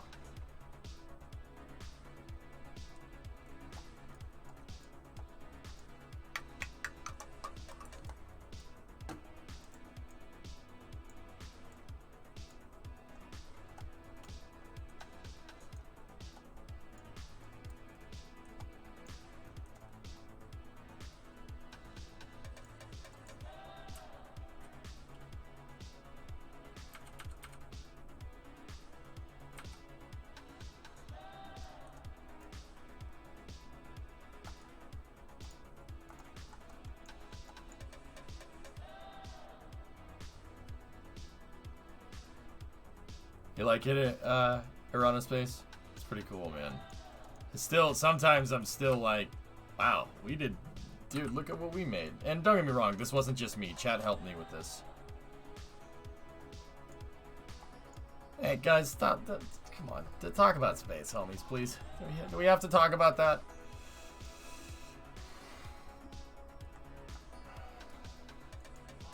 Yeah, Woodbite, it's about 10 meters bigger than it was before, dude. The old crane stopped right here. I made this one out of kickbacks, and I upgraded the launch complex. So, yeah, it's a little bigger. Just a little bit bigger. You did Launchpad in KSP. They did Launchpad on KSP.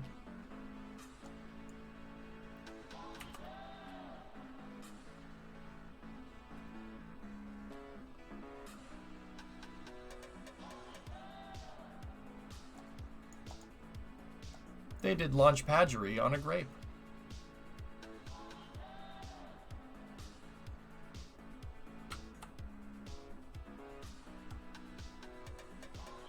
Okay, check for alignment on the main avionics core here.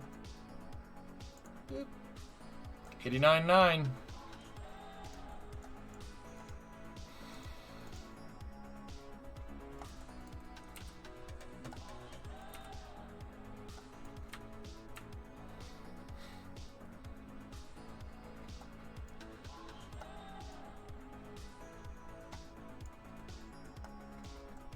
Yeah, Freedom 10 with the big pad, man. Look at that thing.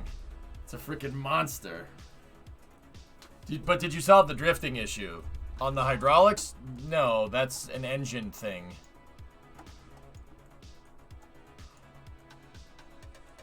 When Launchpad on one? Soon. Yesterday, I saw a Rocketdyne F1 rocket engine. Pretty big, huh? What'd you go to KSCVC? Funky Flex? It's a big engine, isn't it? The nozzle on an F1 is as wide as a Falcon 9. It's just another scale, dude.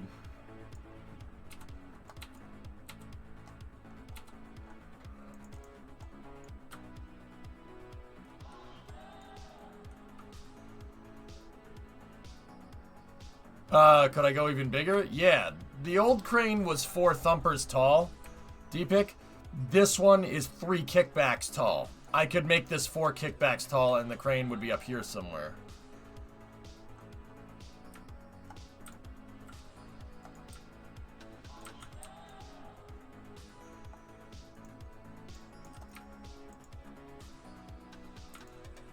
Would you have to make it wider? No.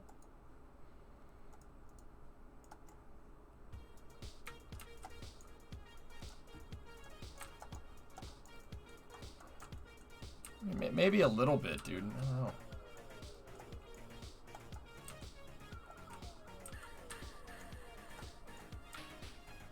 It was in front of some aerospace company. Oh.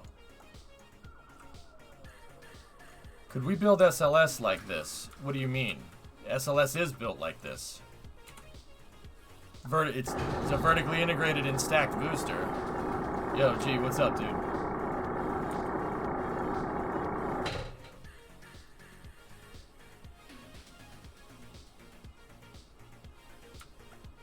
I would need to put more weight in the bottom of the crane if we were going to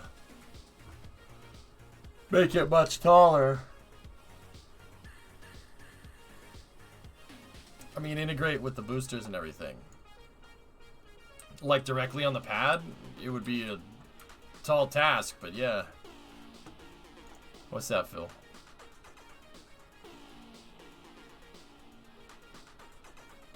Oh, man.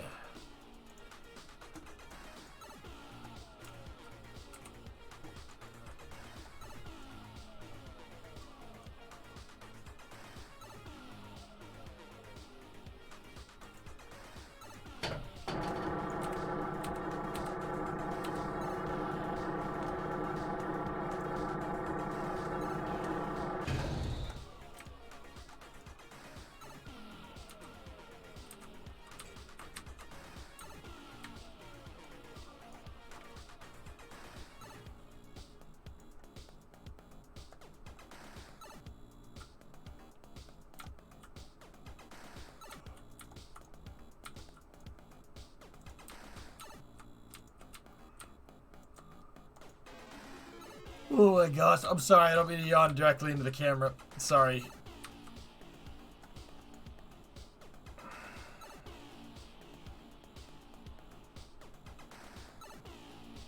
By the way, why didn't they go with the R68 on SLS?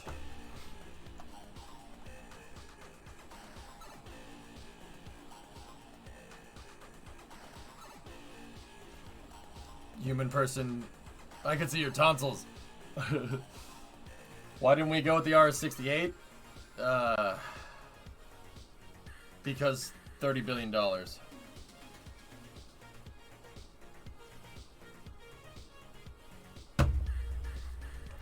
Nobody makes me break my own blood. Mason, nobody. How do I get the craft that you make? Big Star, it's on Kerbal X. The crane is. A lot of stuff is on there. I like Delta as well, Builder. Delta, the R68's a great engine. And,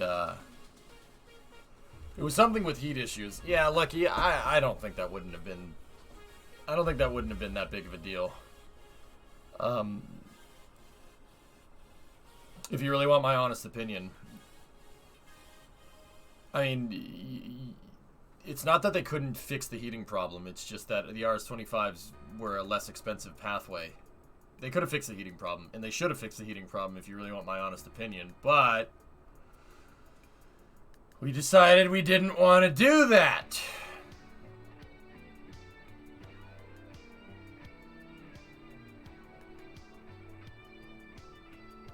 Look, if they were willing to put asbestos over the F1s during the Saturn V launch, Rocket Guy, you can't tell me that they wouldn't have been able to find a solution for Ares 5 to work correctly. Even if that meant 4 RS-68s instead of 5, it still would have been good.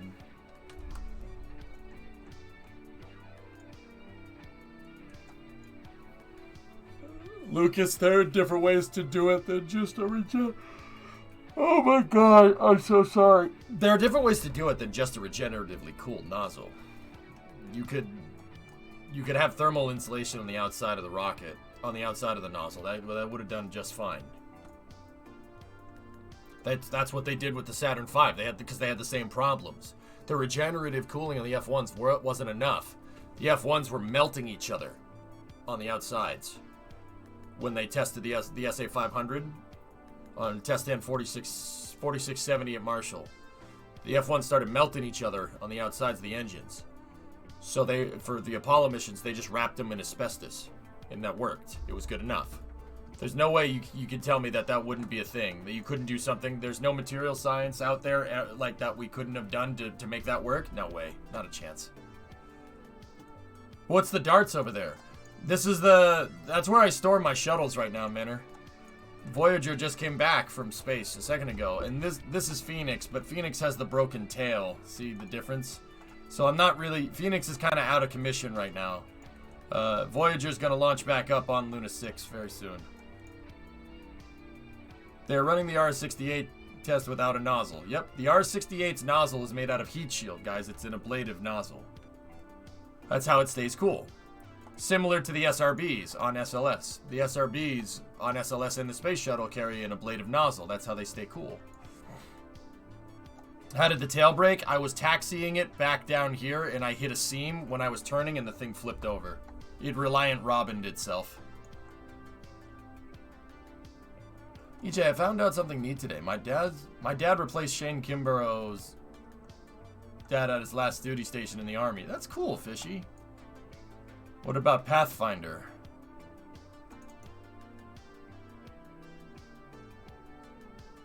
I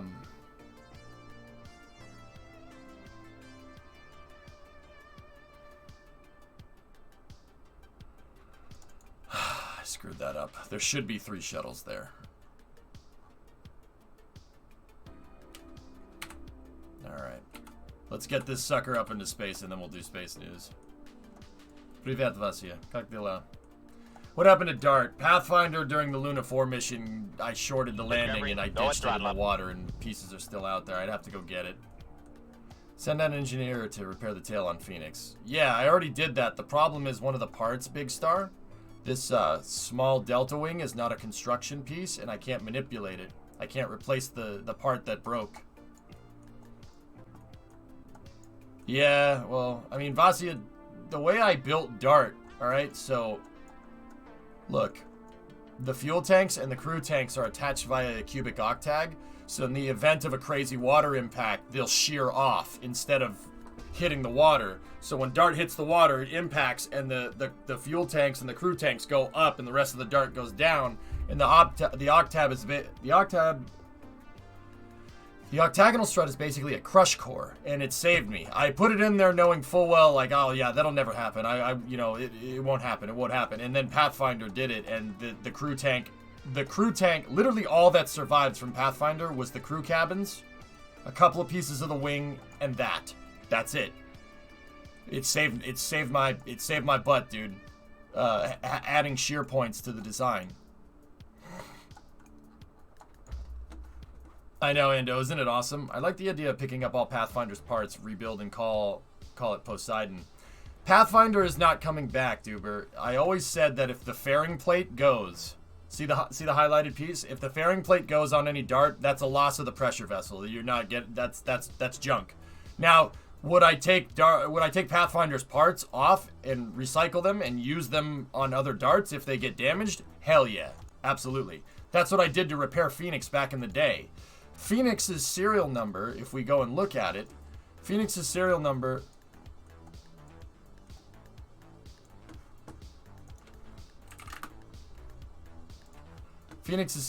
is Experimental 7, XO7. It was the 7th prototype orbiter I had during production.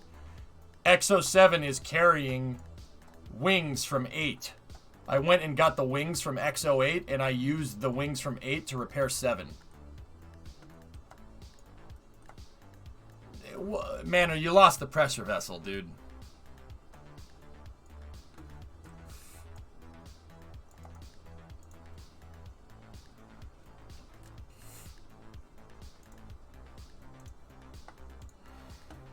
FAA just posted the TFR for the 26th.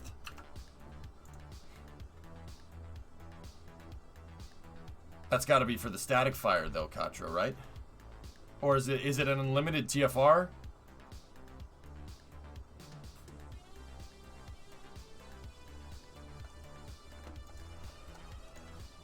For Phoenix? Oh, for Phoenix, no, yeah. Well, the Orbiter's 100% good to go, dude. It's ready to go. It's just that wing. And that, now, like, I'm not gonna lie, that might not make a difference. Might be okay. Yeah, it's unlimited. Think SpaceX is gonna static fire and then let it fly? But I really need that small delta wing. Anyway, let's launch. Alrighty.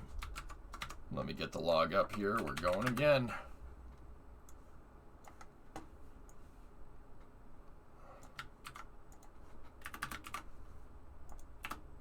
Luna 6, Flight 1.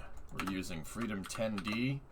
This is version 3.3 with the extended stage. The payload is transfer stage 11. This one is going just out to the moon. This one's going out to the moon. We don't have a landing date. We do not have a crew. This is an unmanned launch. Payload mass is 12.2 tons. Complex 1A, this is the first launch because I refurbed the pad. 91st total launch. Vehicle serial number is TS11. First stage is 28. Second stage is 35. LV3B. Oh no, it would be 36. Okay, 36. This is the lunar lander refuel resupply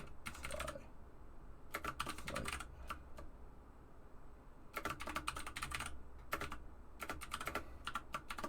Flight 1 to 3. The booster will be expended, and we are waiting for orbital insertion. Okay, cool. Let's target the T0. T0, year 3, day 335. We're targeting... Actually, 08 is pretty good. That's when I launched the last one. 115. Actually, 07 should be fine. 00:007:00. We are go for launch here. Why not Notepad++? Because it doesn't matter.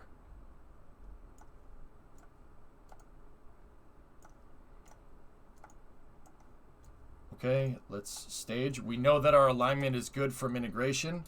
Here, let's get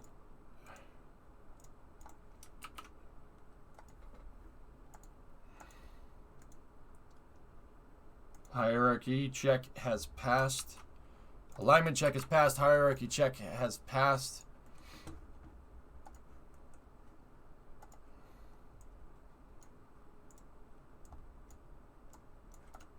Okay.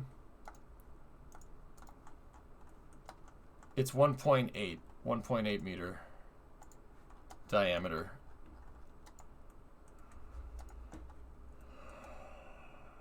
Okay. We'll now go down the stack to make sure that the vehicle checkout is complete. Same vessel collision is good. There should be a disabled crossfeed here. Crossfeed disabling is nominal. Let's go in here. Same vessel collision is activated. Enable crossfeed, good. Same vehicle collision right there is gravy. Let's go down, check the fairing. SVI is good.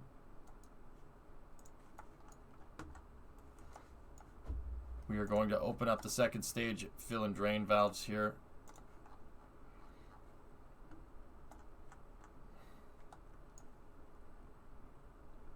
Okay, let's go down to the bottom here and check the fairing. Same vessel collision is good. SVI is good. Opening up master fill and drain valves here, and we will start our fueling procedures now. First stage fueling has begun. We're now trickling the propellants, the cryogenic propellants from the tank farm into the first stage to prepare us for a launch. Dude, my grandparents live in the most Florida retirement housing ever. Nice, Sneaky. What did you think of the launch, dude?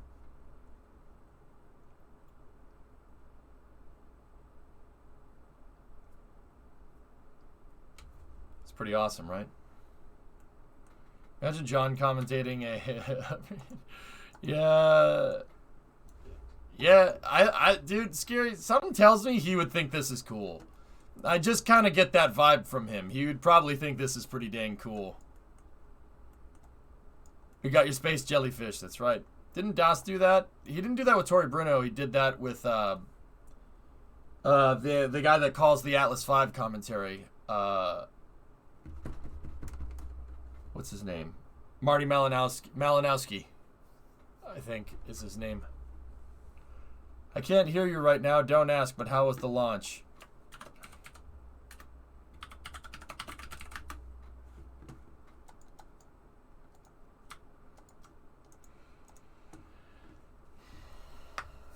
We're going to launch now, Draco.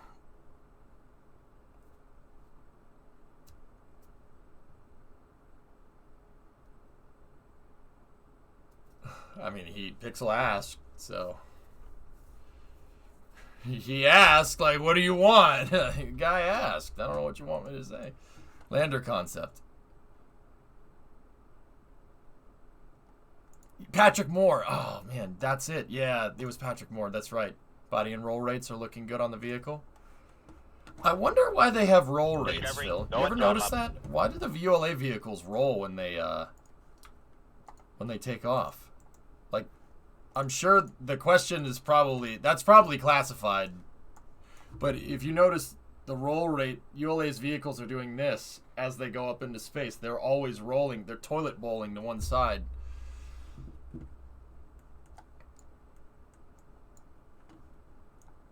Yeah, pretty much. Yeah, Falcon, you know John would be like, okay, well, you're filling it like that, but in reality, how you'd want to do that? I'd love to pick his brain. I'd be like, how do I make this more realistic to show people how this all works?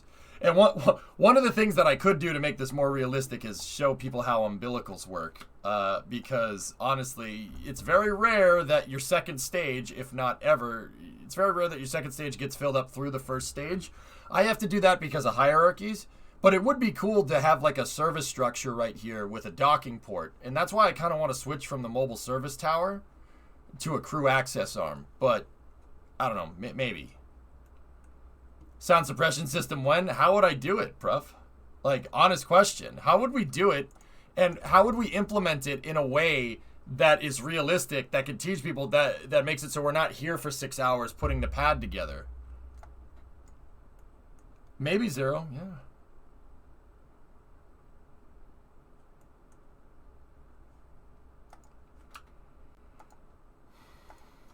Yeah, dude, maybe that'll work. I mean, I would love to have add the flame deflector. Have some SRBs down there at the bottom that you plug into the pad, and when you let the rocket fly, it lights the SRBs off, and a huge flame comes out the side. That'd be actually kind of rad. I kind of would like to do that. Giant tank with drain valve set to low. Yeah.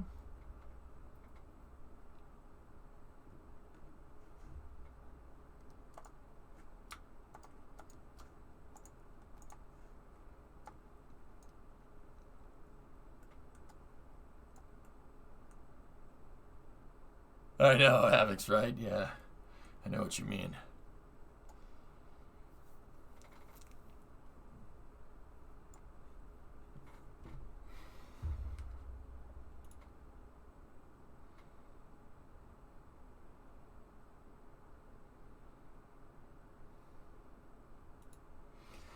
Guys, be right back. I gotta go check something.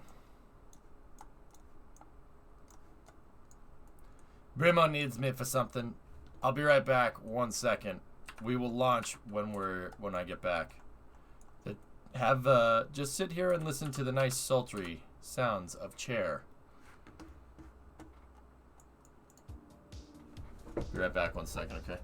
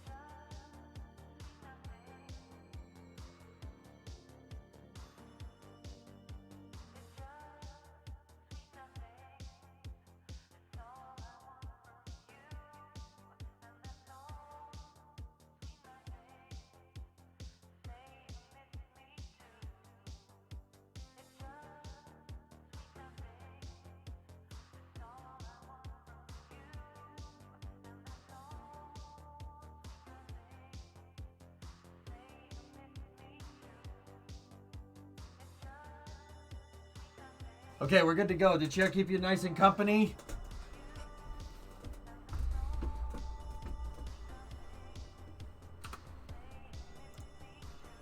Okay.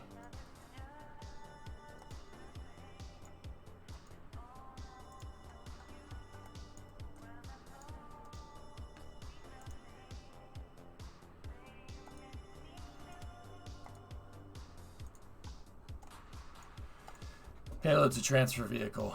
Why don't you put your rockets together in a horizontal assembly building? First of all, there's nothing called a HAB. HAB usually refers to a habitation module. It's a horizontal integration facility. It's called a HIF. Big Star, it's harder to do in KSP than this. That's why I don't do it. I've tried a horizontal integration before. It's difficult. You should play your music whenever you have to go off camera.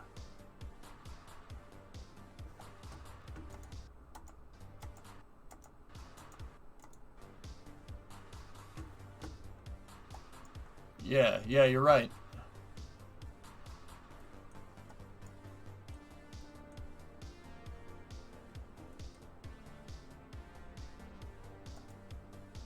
Discovery, go Hey, and throttle up. Tritons, 9-month resub. I could probably make it better.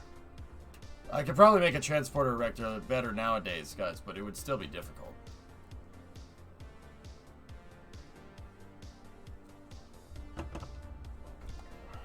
Alright. I'm gonna move the start time back to 8 because, yeah. Alright, so we're at T-minus 1 minute 30 seconds. Closing this out. Going over here. Let's get this thing up into space. The next thing we're going to do is thrust vector control checkout here.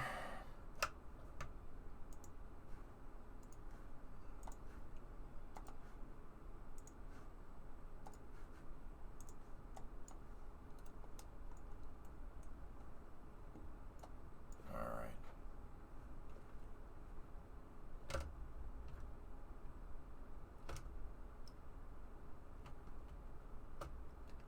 The wiggles.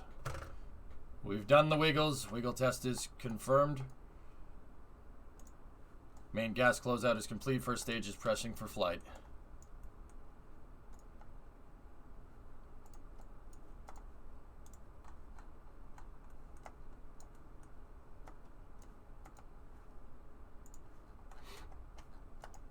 T-minus 51 seconds.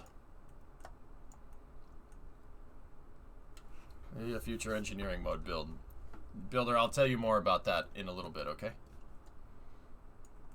I'll tell you more about why I don't do that anymore. You'll see. Oh man, yeah, you'll see what I'm talking about, dude. How was the sleep? It was there. It existed. Rock, report range status. Status check. Go Freedom 10D. go. Transfer stage 11. You're clear to proceed with terminal count. T-minus 25 seconds and counting. Ground pyrotechnic systems are armed.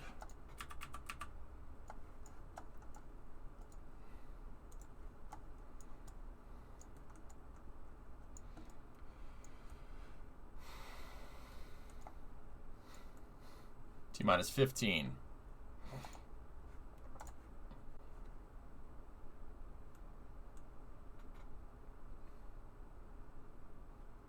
T-minus 10, 9, 8, 7, 6, 5, 4, 3, 2, 1. Liftoff.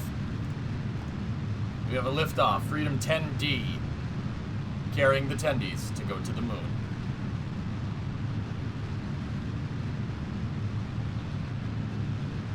We've cleared the tower. Go for roll program. Roll program is complete. Vehicle's now pitching downrange.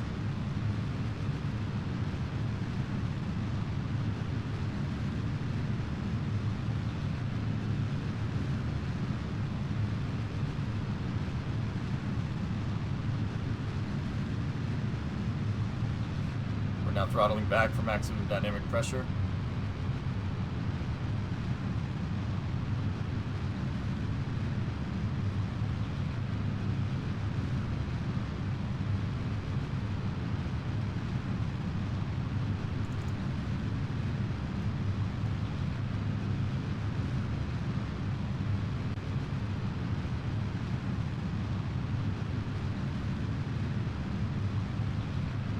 Yeah, we're going it was a little early. Throttle bucket was a little early, Rocket Guy. I pushed it back up, dude. Okay, vehicle's past 5 kilometers in altitude. Dynamic pressure is at 7.7 kilopascals.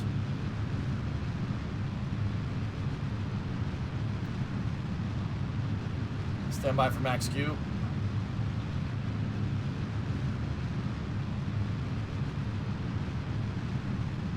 We have max Q.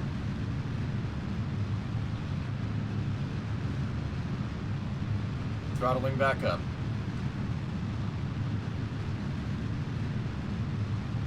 Vehicle's beginning pitch over. We're now in the transonic regime.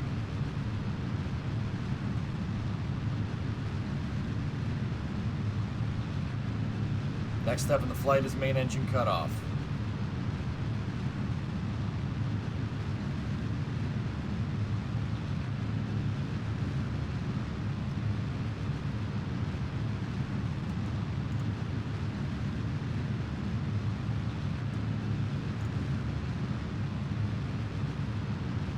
Everything's looking nice here.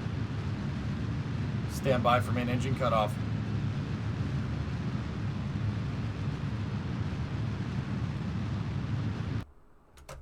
That was a bad separation. I made an adjustment right when I cut the engines, but that's okay. We had good first stage performance, all systems looking good here.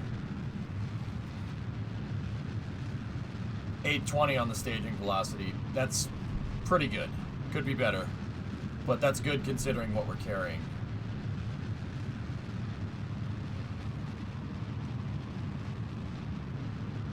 Stand by for PLF jettison.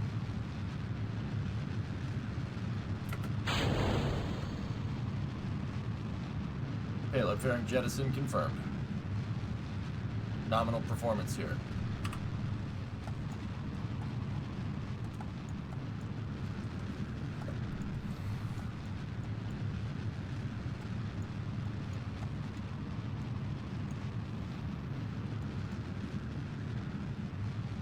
Yeah, everything's looking real good here.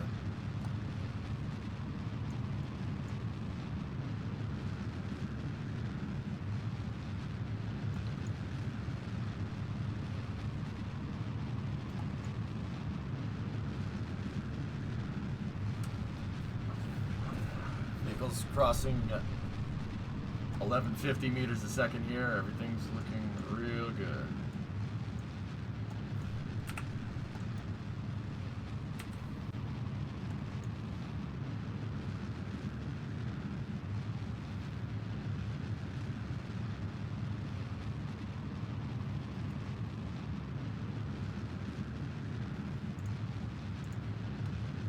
1,300 meters a second.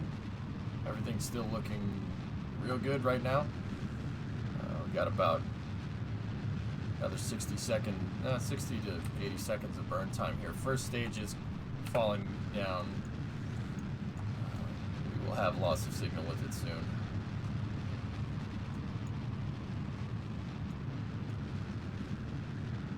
That would be cool if there was a replay function, absolutely.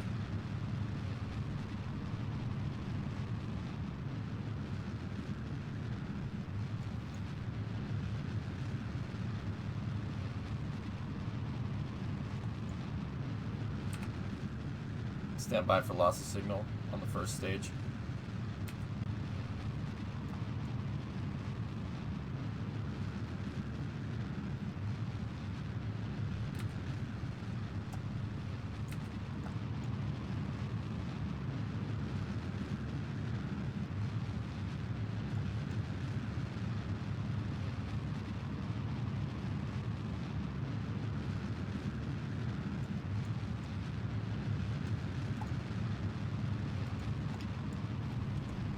Orbit, Sean.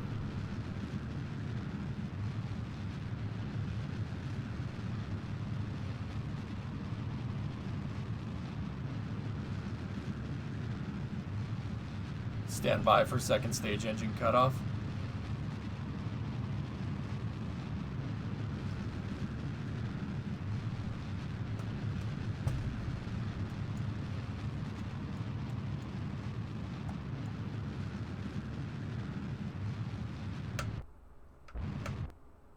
Okay, we have SECO confirmed.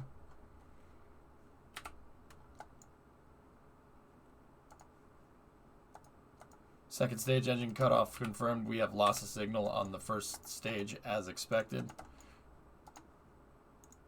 Really good orbital insertion there. That was real good. The second stage performs real nice with this amount of payload up at the top.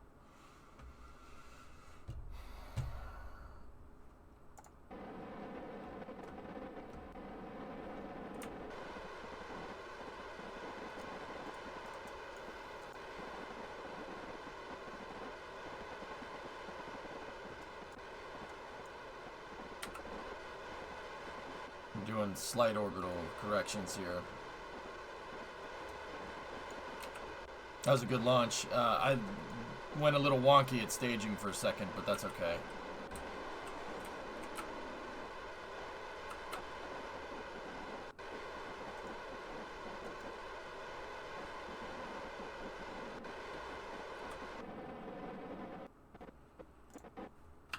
Okay, 89 by 85. We got good orbital insertion.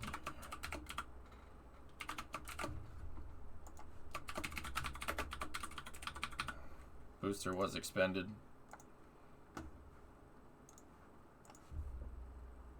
Why did they do roll programs instead of orienting the vehicle to the desired heading on the pad? It's easier to have the rocket turn in the air than it is to engineer a pad that makes that turn, an entire pad complex that turns like that. With that being said, there are some pads that do work like that.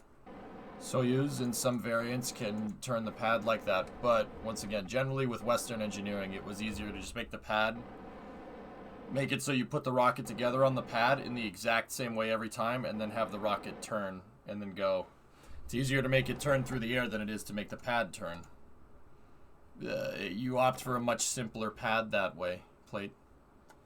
A simpler launch pad, the rocket needs to be able to roll anyway.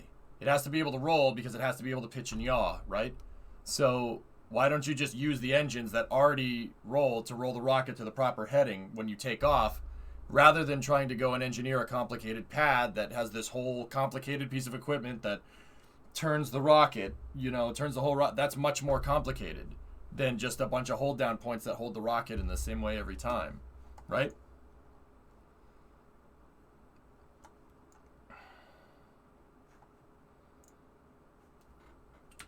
Okay.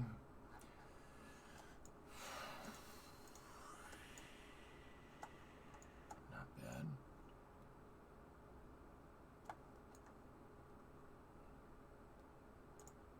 Or just pull an Explorer 1 and time everything perfectly. Yeah, that's right. So we're going to get to the moon today? I hope so.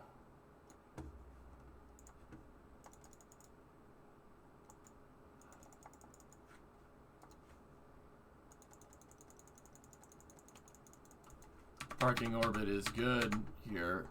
So if initial parking orbit is good, we can opt for an insertion basically right off the bat here.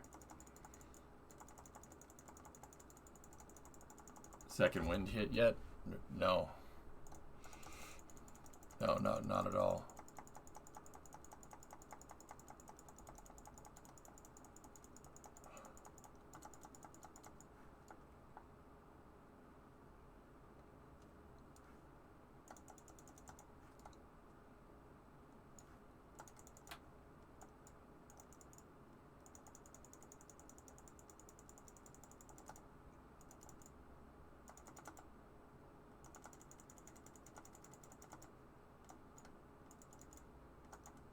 Hang on, just dialing it in here.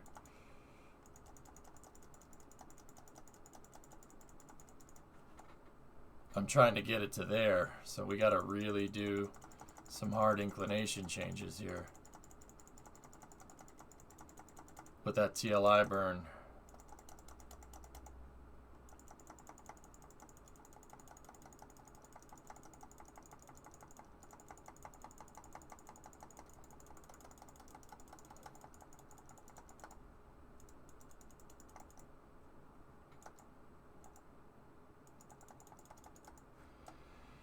Discovery, work. go at throttle up.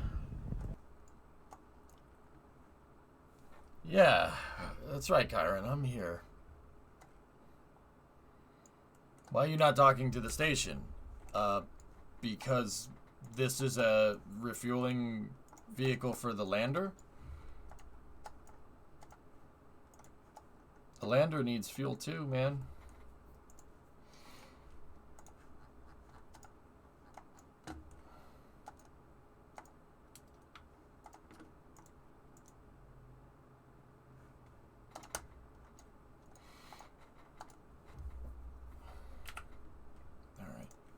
Let's go back over here, and I'll just get us an initial orbital insertion like that.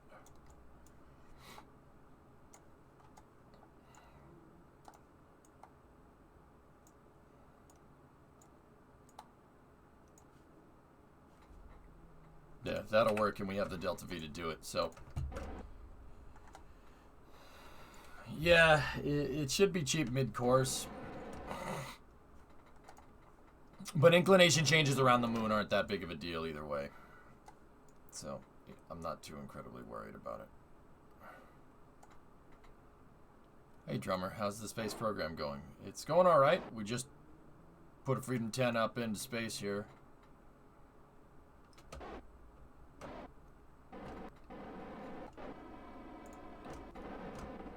Okay, stand by for the TLI burn here.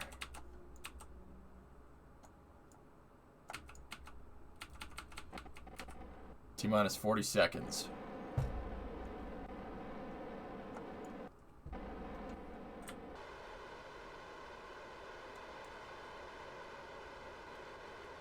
On schedule? No, drummer, I'm way behind schedule if you really want to know, but I'm just going ahead with the missions as planned, and I'm probably not going to get them done on time, but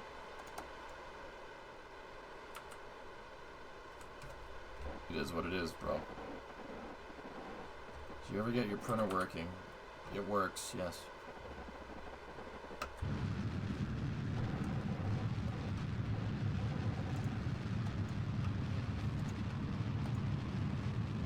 Yeah, it works, dude.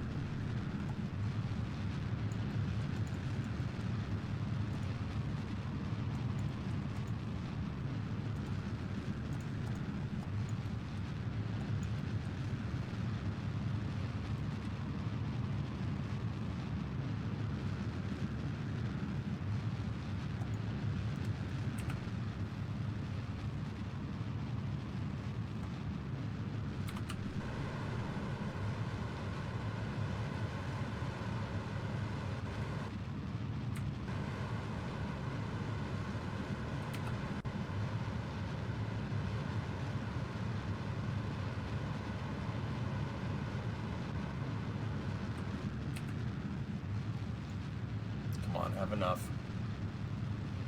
Come on. 5 seconds until engine cutoff.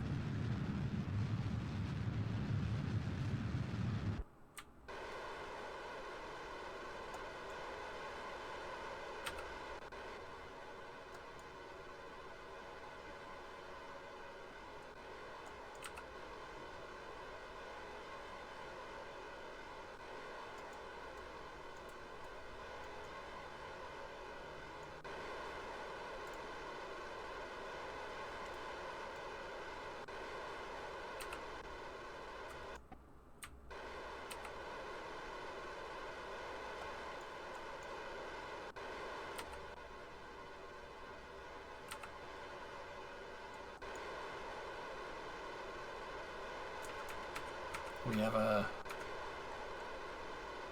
capture.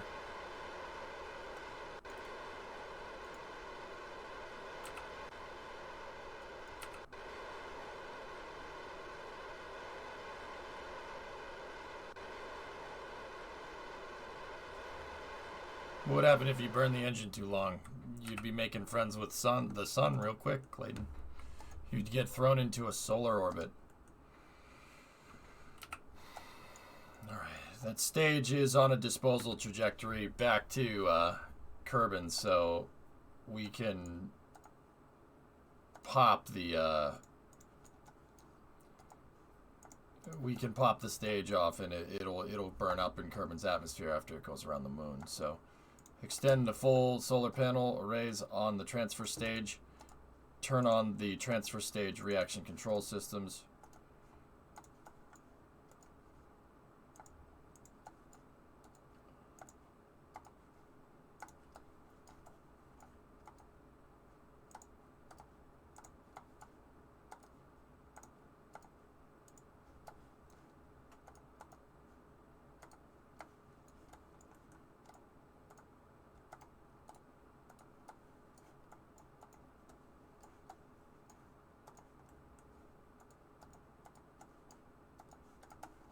Okay, stand by for payload deploy.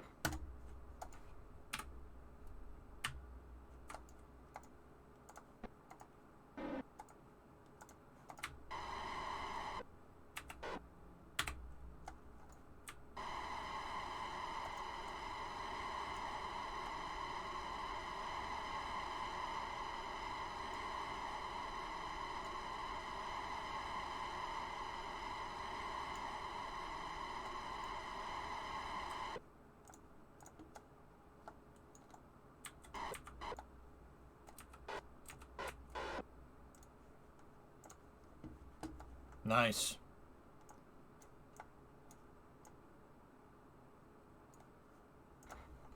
Very good.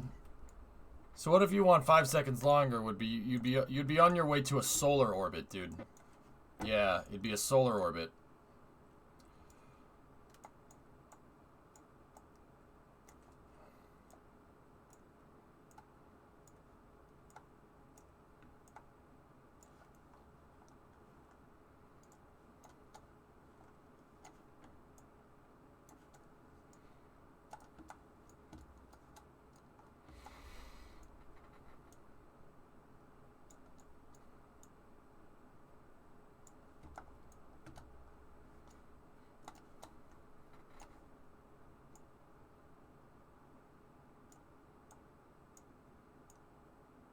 I'm just adjusting my the node here.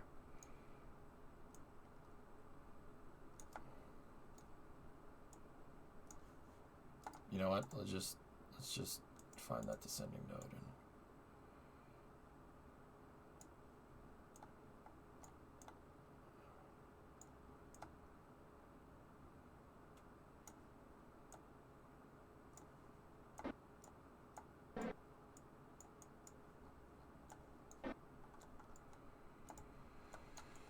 our longitude of ascending node is a little bit off, but as soon as we match our, if we match inclination, we should be fine.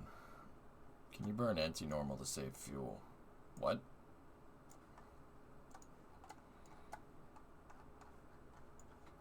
The phasing is not ideal here.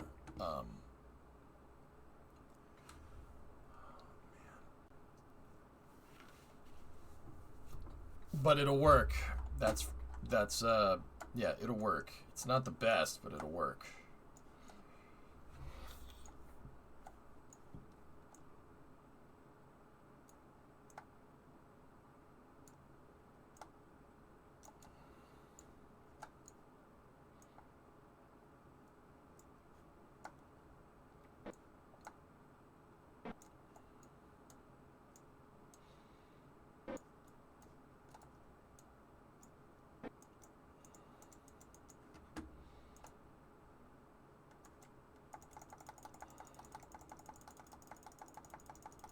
Yeah, it usually costs about 330 to circularize around the moon, but we can combine the inclination change with our circularization, You know, it's only like, it's 50 extra delta V. It's really not a problem.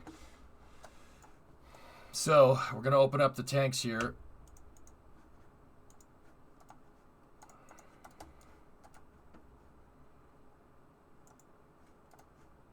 Okay. Shut that. Make sure that's all work. How much delta V do you have left? I have like 5,000.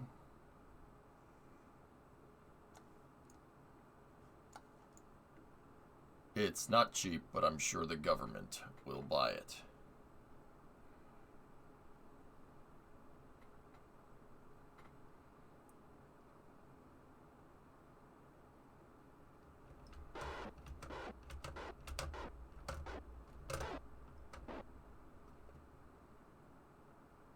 How much delta V would it be to circularize at the equator and then do the inclination change? That would probably cost a little bit more than this. It's more efficient to combine the Burns hip. But it wouldn't be that much more. That's the thing. It's more efficient to do this, but it probably costs, I don't know, like 10, 20 more delta V to do it that way. You could do it either way. However, if I timed it and we captured around the moon into a very eccentric orbit and we were able to time it so our ascending node was at where our apocynthian was, or apollune, the highest point. If we did that and then we had the ascending node out there and we changed our inclination out there, that would be the most efficient way to do it. Or do an on-orbit plane change on the coast burnout. That sucks, Forge. All right, let's go out to the moon quickly. Where are you, Mun? I see you. Okay. We're here. We're going to take a huge left turn in space. Activating the engines. We have 4,700 delta V left here. It's going to be about 1 minute 13, so half the minute to 30, half 13 to, what is that, 6.5. So right around now.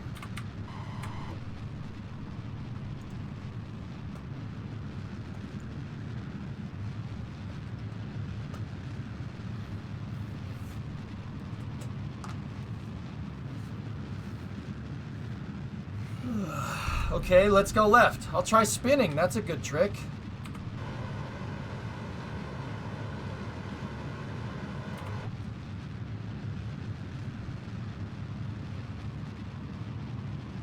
I know we're in trouble. Just hang on.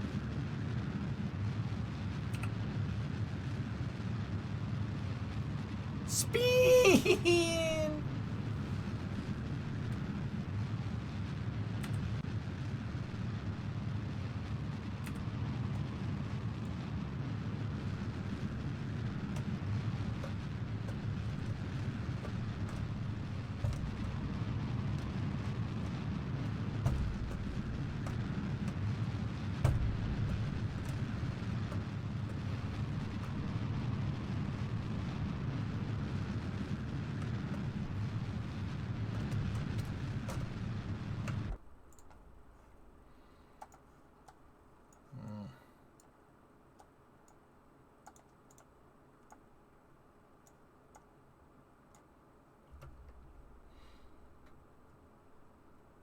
Why are we spinning? You can use it to stay stable, but I wanted to meme. Yeah, spinning can stay stable if you really want to do it that way. You just got to make sure that wherever you're doing the effective spin is on the center of mass. If it's not, you're going to get a little bit of a weird phenomenon going on. You can spin stabilized stuff in KSP. That absolutely works.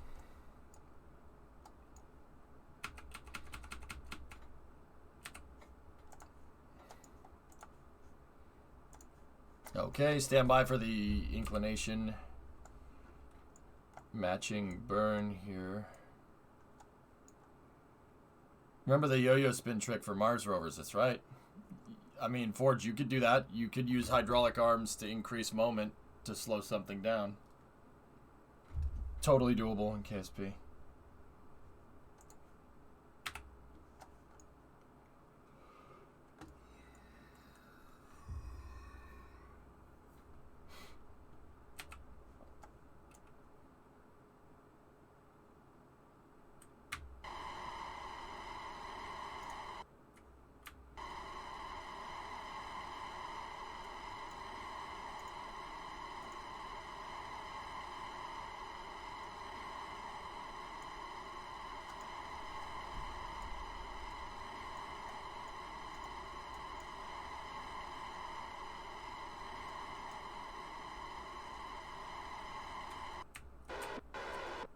Bingo. All right. Now, let's leave this here for a second. Transfer stage 11 can just sit there. I'm going to save the engine. That is a 100% successful mission.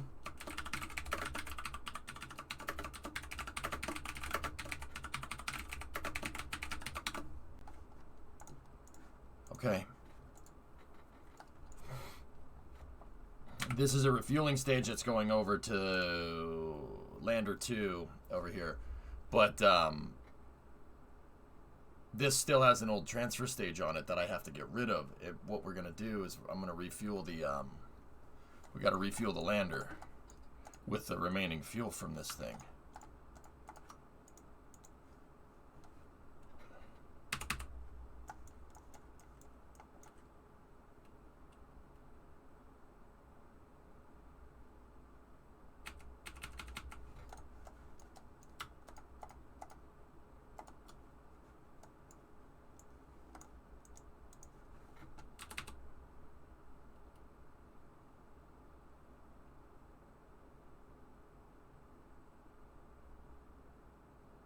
Cool.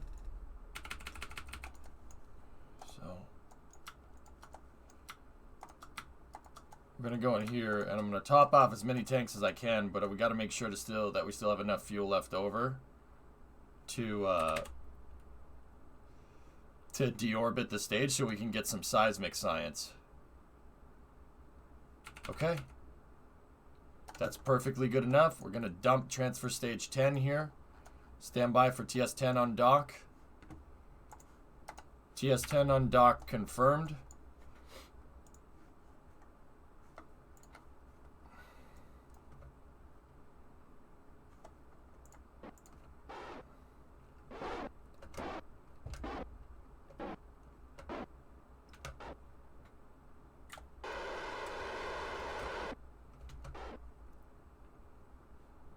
Adios.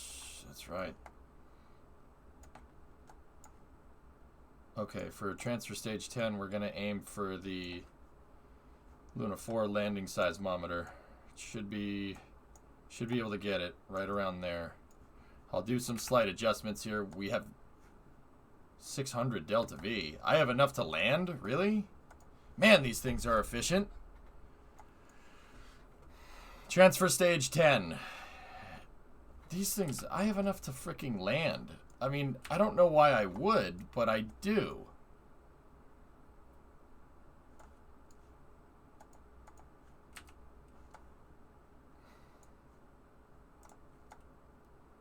You know what? You know what? Where's that damn rover? All right, hold on.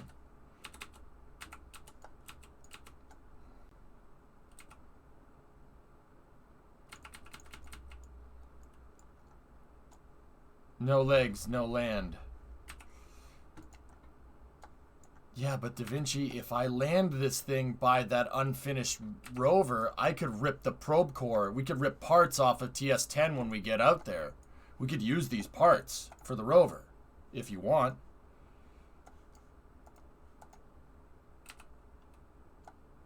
And if it doesn't, so what? Who cares?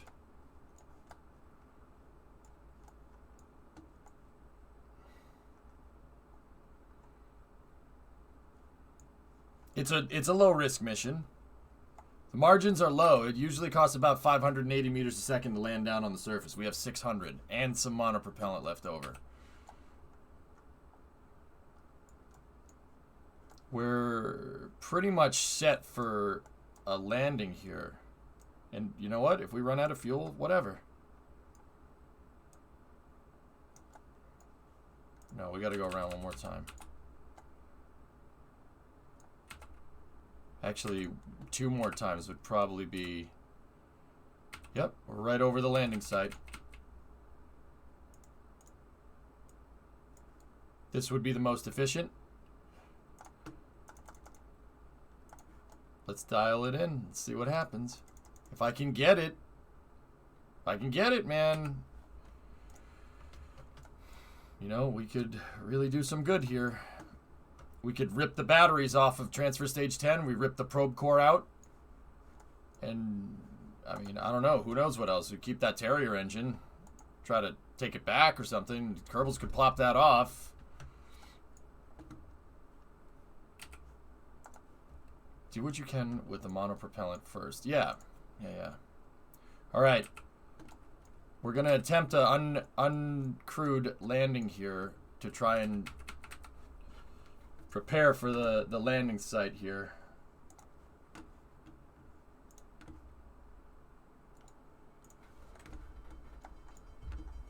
Let's see if we can get this right. We have 30 seconds of fuel.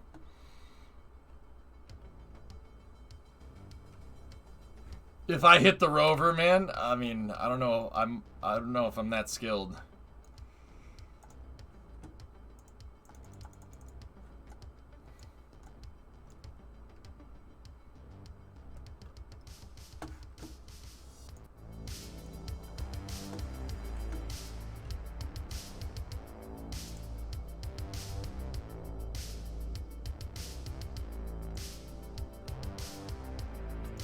Here we go.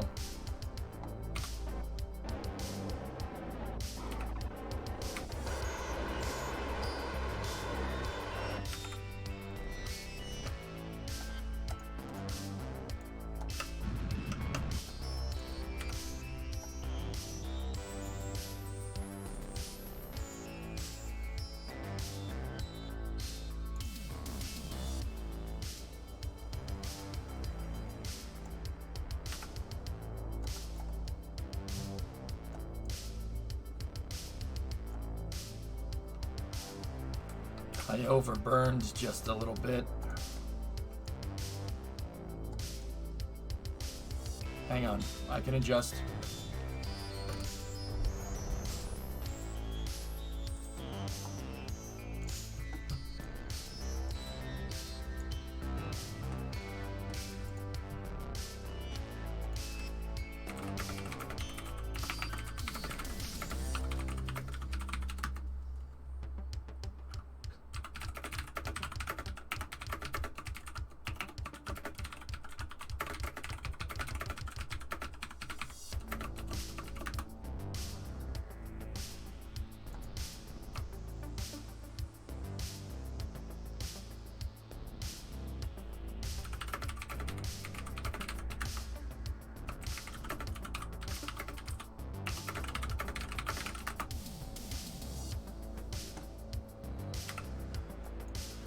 Primo's making a run to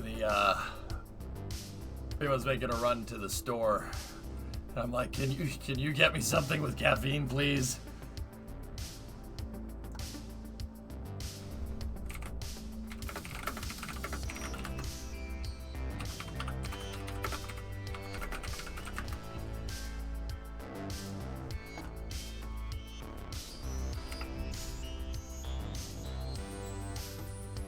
No, not Red Bull. Hell no. Red Bull ruins my stomach, guys. I can't drink it anymore. I don't know what the hell happened. Seriously, I stopped drinking Red Bull for a while. I quit cold turkey, and then I had it like 4 months later. I can't drink Red Bull. Every time I drink Red Bull, my stomach gets super upset, and I end up crapping my brains out. I really wish I hadn't told you that. Yeah.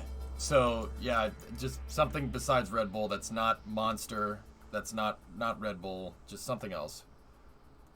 I really miss it, though. I really like Red Bull. Red Bull is tasty as all hell. All right. We have acquisition of signal on the target. EJ relative navigation.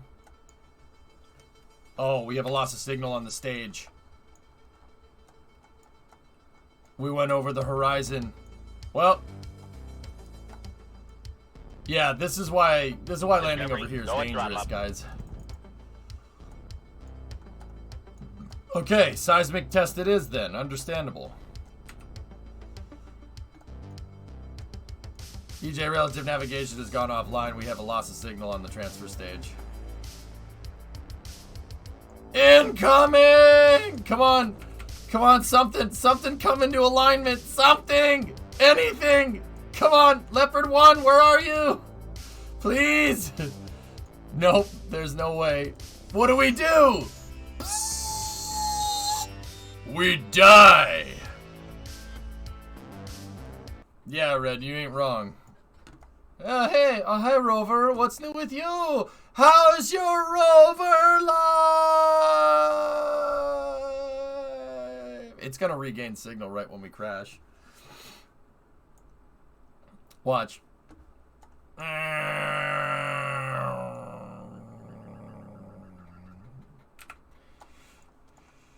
Nope. Nothing is going to save you. Oh man, we are going real fast. 550 meters a second, right into the crater rim. We're gonna bounce. Something's gonna bounce. Ugh! Never mind. How much science? We got some science from that. 3. We got 3. 3 whole sciences.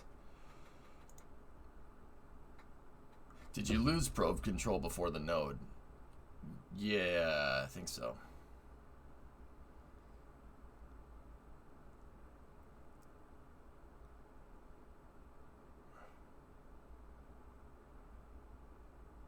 Well, that's 3 science that we didn't have before. You're not wrong.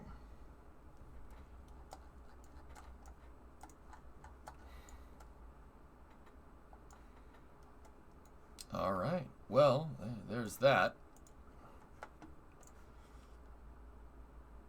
Man, you killed me with the last Starfighter reference. What do? We die.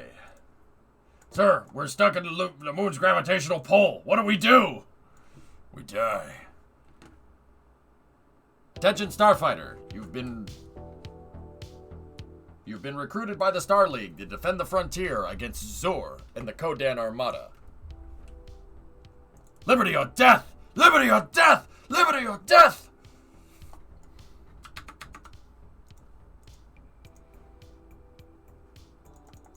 Why do you hate? Why do you hate? How can she slap? Best line ever.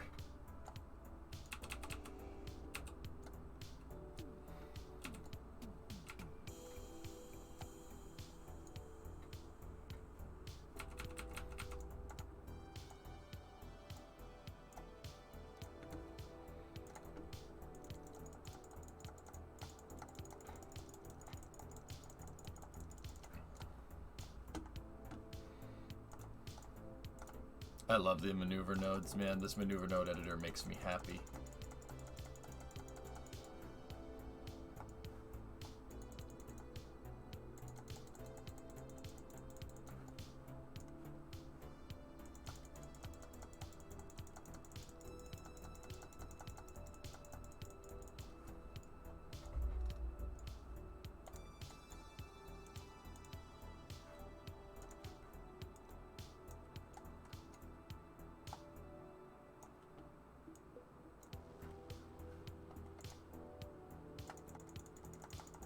There we go. Discovery, go at throttle up. Hey, Snakes, what's going on? You ready for some Cool Beans 154 tonight? I was born ready.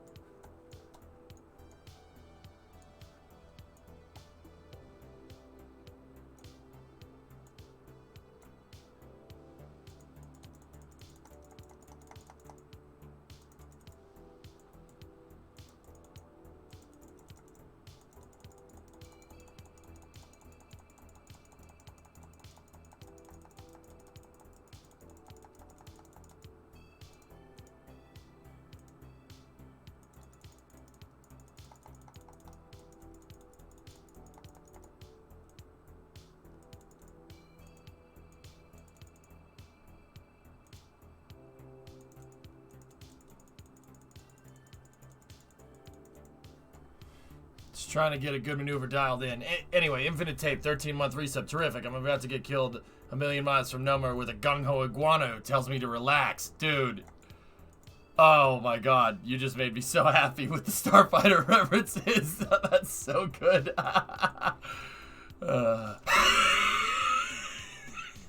Interstellar! God, I love that movie. That movie is the best, man. Alex Rogan, you've been recruited by the Star League to defend the frontier against Zur and the Kodan Armada. God. Oh, that's so good. It's such a good movie. I know it's a corny 80s flick, but so is Top Gun, and I love Top Gun, so it doesn't matter. The laugh kills you. Oh my god. You heard they're remaking it? No. No. They're not remaking it. Lewis, you're having a horrible nightmare. Go back to sleep.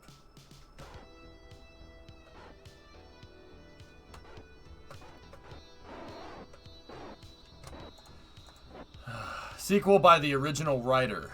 Not a remake. Oh, okay, okay, okay. Alright, tape. Yeah, okay. If it's a sequel and not a remake, I'm in. I don't mind sequels. Sequels are fine. Sequels are okay. It's remakes that I can't stand. Sequels are fine. You want a sequel to Last Starfighter? That'd be great. I'm good.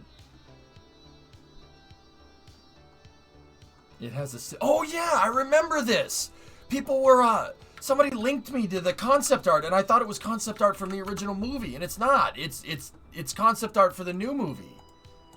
Oh hell yeah. Yeah, I'm in. Yeah, I'm in. Yeah, I'm in.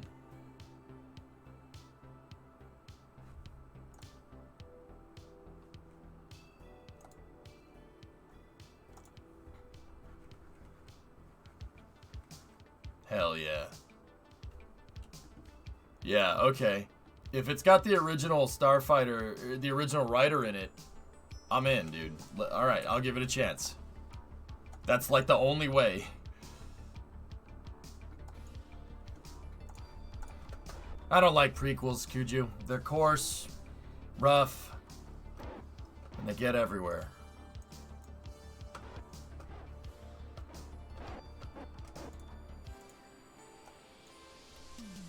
Reboots are never good, Clayton.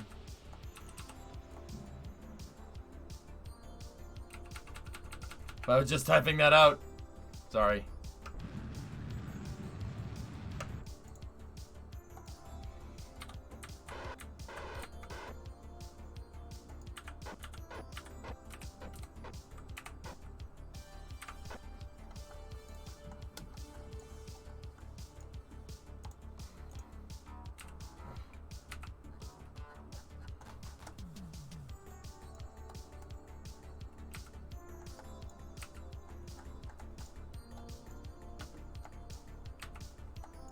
Alright, where's the lander?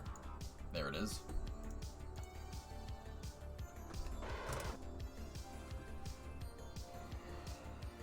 The Star Wars prequels were better than the sequels. Okay. Okay. Okay. Okay. Yeah, I mean, what sequels, Ryan? There's no sequels.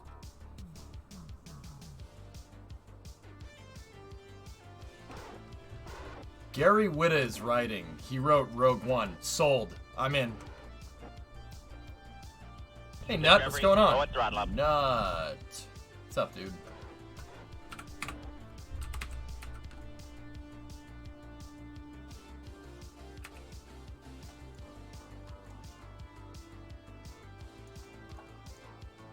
I liked Rogue One. I thought Rogue One was fantastic. It was a good Star Wars movie, man.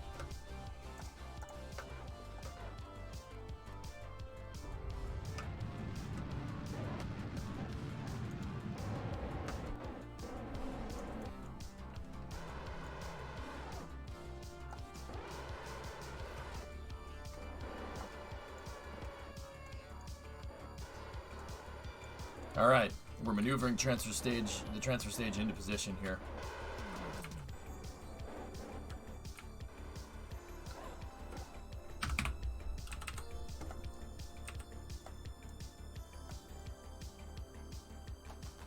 What about Solo? You know what? Honest, I didn't mind Solo. I'm serious. I didn't really mind it. If you really want my honest opinion, it's not as good as Rogue One, and I see why people hated it, but I don't mind it.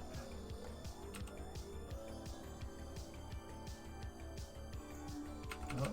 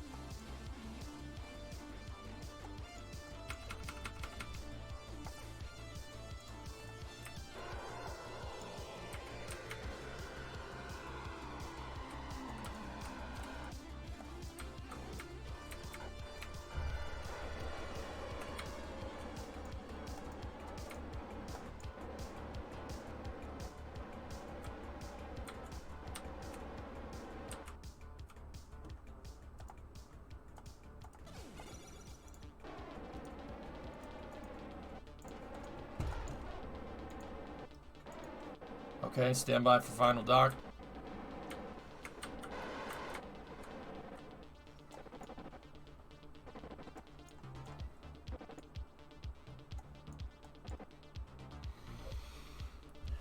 I agree, Tessa. I mean, yeah, we don't need to talk about it. I think I've soapboxed that topic enough. That's what I've been trying to not do lately. Trying to just play the game and have some fun, you know?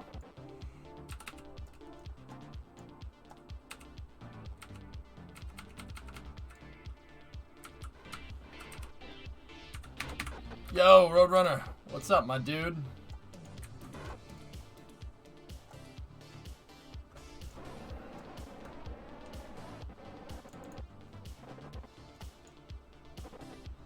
How was the launch last night? You remember when I lost Pathfinder the other day, Nutbuster? Yeah, picture the exact opposite of that.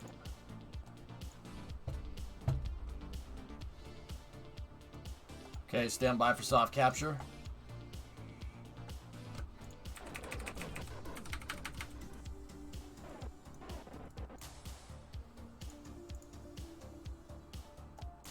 Score. You can fit so much fuel in this bad boy. Alright.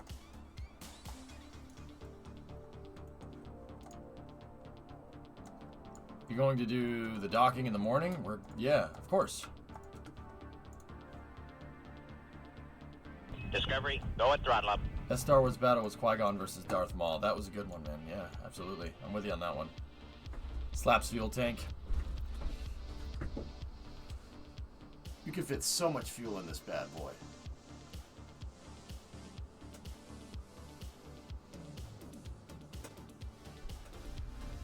Safe the engine. The engine is safe, dude. Oh no, it's not. My indicators are lying to me. Thanks, TJ. Yeah, that would have ended real well.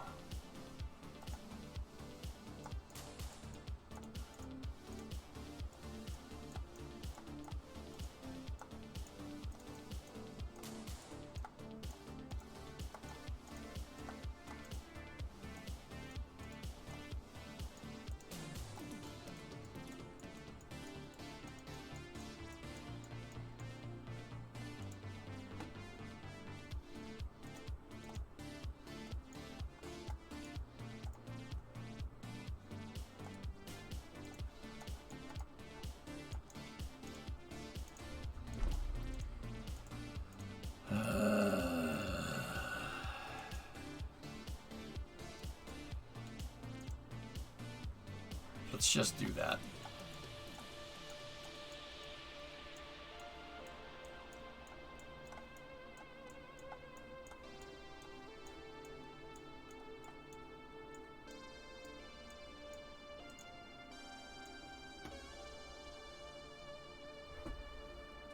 How many fuel gauges do you want, fam?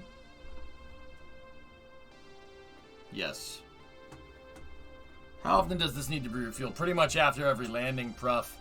But the whole point of making a bigger version of Freedom 10 is that we don't need to do it as much. Like, I'm pretty sure I have enough fuel up here for 2 landings now.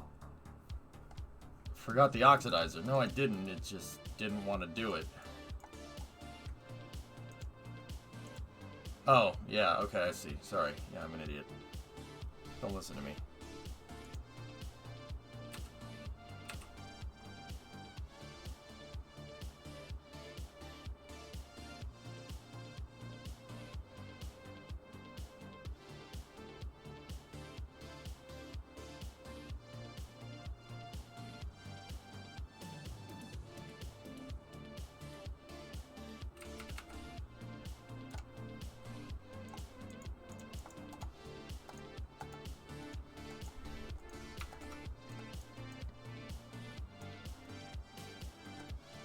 $485.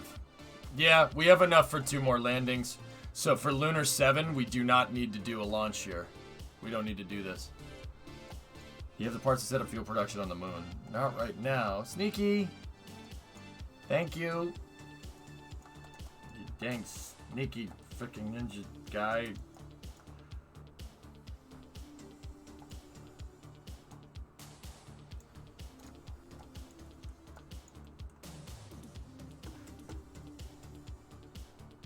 What mod you got on here? I'm playing in vanilla, dude. Yeah, not playing in vanilla, my brother. So yeah, we have 405 and 80. So we have 485. The lunar rover has about 500, or the lunar lander has about 500, and that once again, that's an overestimation. So yeah, who scratched the paint? Who scratched the paint? Somebody scratched one of the ones off. Who wrote the moon rules #1 on my tug?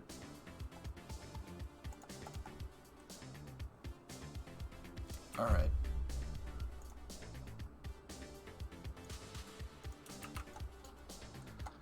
I did because it was dirty, so your solution was to scuff it up even more? Why would you do that?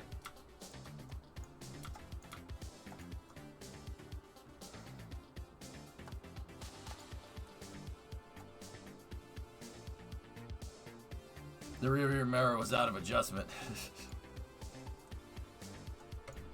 we had to adjust the blinker fluid.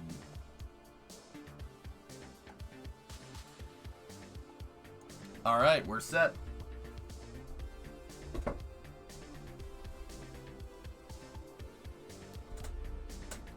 It got galaxy quested. But yeah, I think we have enough. We have enough fuel out here for another dock. Love your streams, man. Keep it up the great work. Thanks, Jalpachi. I appreciate it. That's a cool picture. I'm really annoyed that my one is broken, but whatever.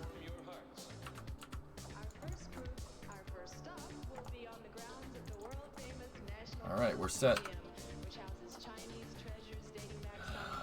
Sorry, I dropped my Doritos and I used a cleaning agent and it was too aggressive on the paint. That's why your one is messed up. Oh, okay, right on. Yeah. Sick, Lander. Thanks, Nut. Right on. Alright. So, are we gonna do some space news, guys, or?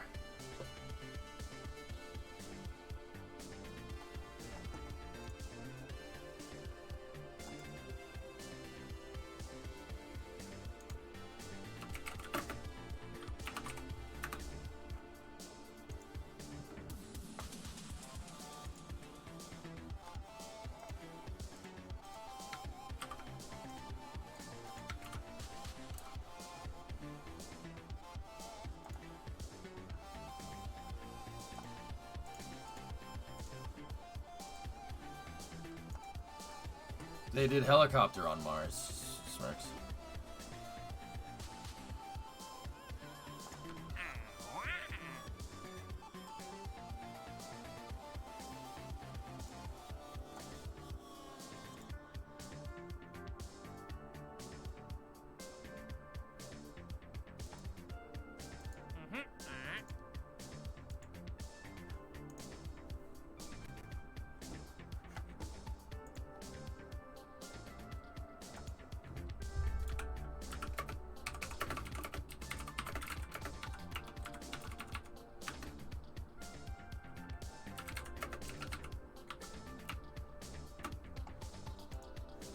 Okay, guys, I'm gonna switch to some space news for a little bit here. Man, I am running out of gas. I'm gonna need another cup of coffee. Yeah.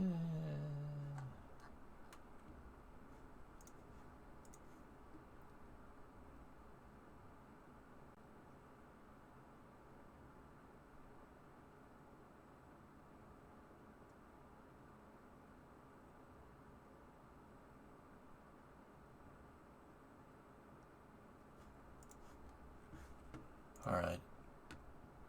I wish I was a bird. Then you could helicopter on Mars. Alright, let's switch to space news here and we'll go. Guys, I'm not sure I'm going to be able to provide the usual space news commentary that I can. But we'll see what happens. Will you be covering the docking? Yep. Yep. More progress on the orbital pad tower. Okay. Holy crap, dude. It's coming together real fast. Alright. We can watch the nice pictures. Okay.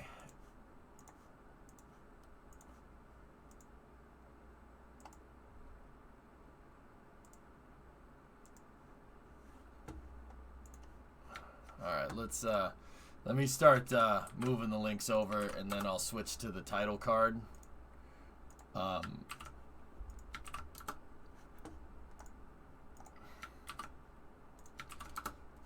start transferring links over, and then, yeah, I'll switch to the title card so people can see where the clear break in the gap for Space News is.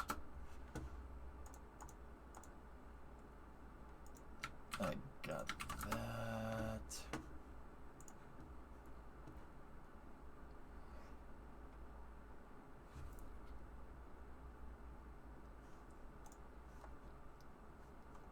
Jeez, Kem.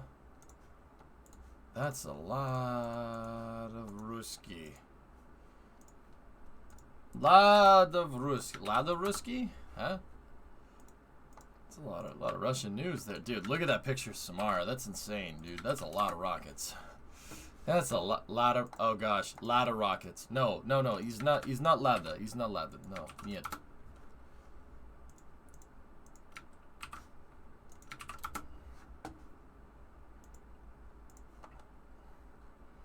Did I miss a launch today?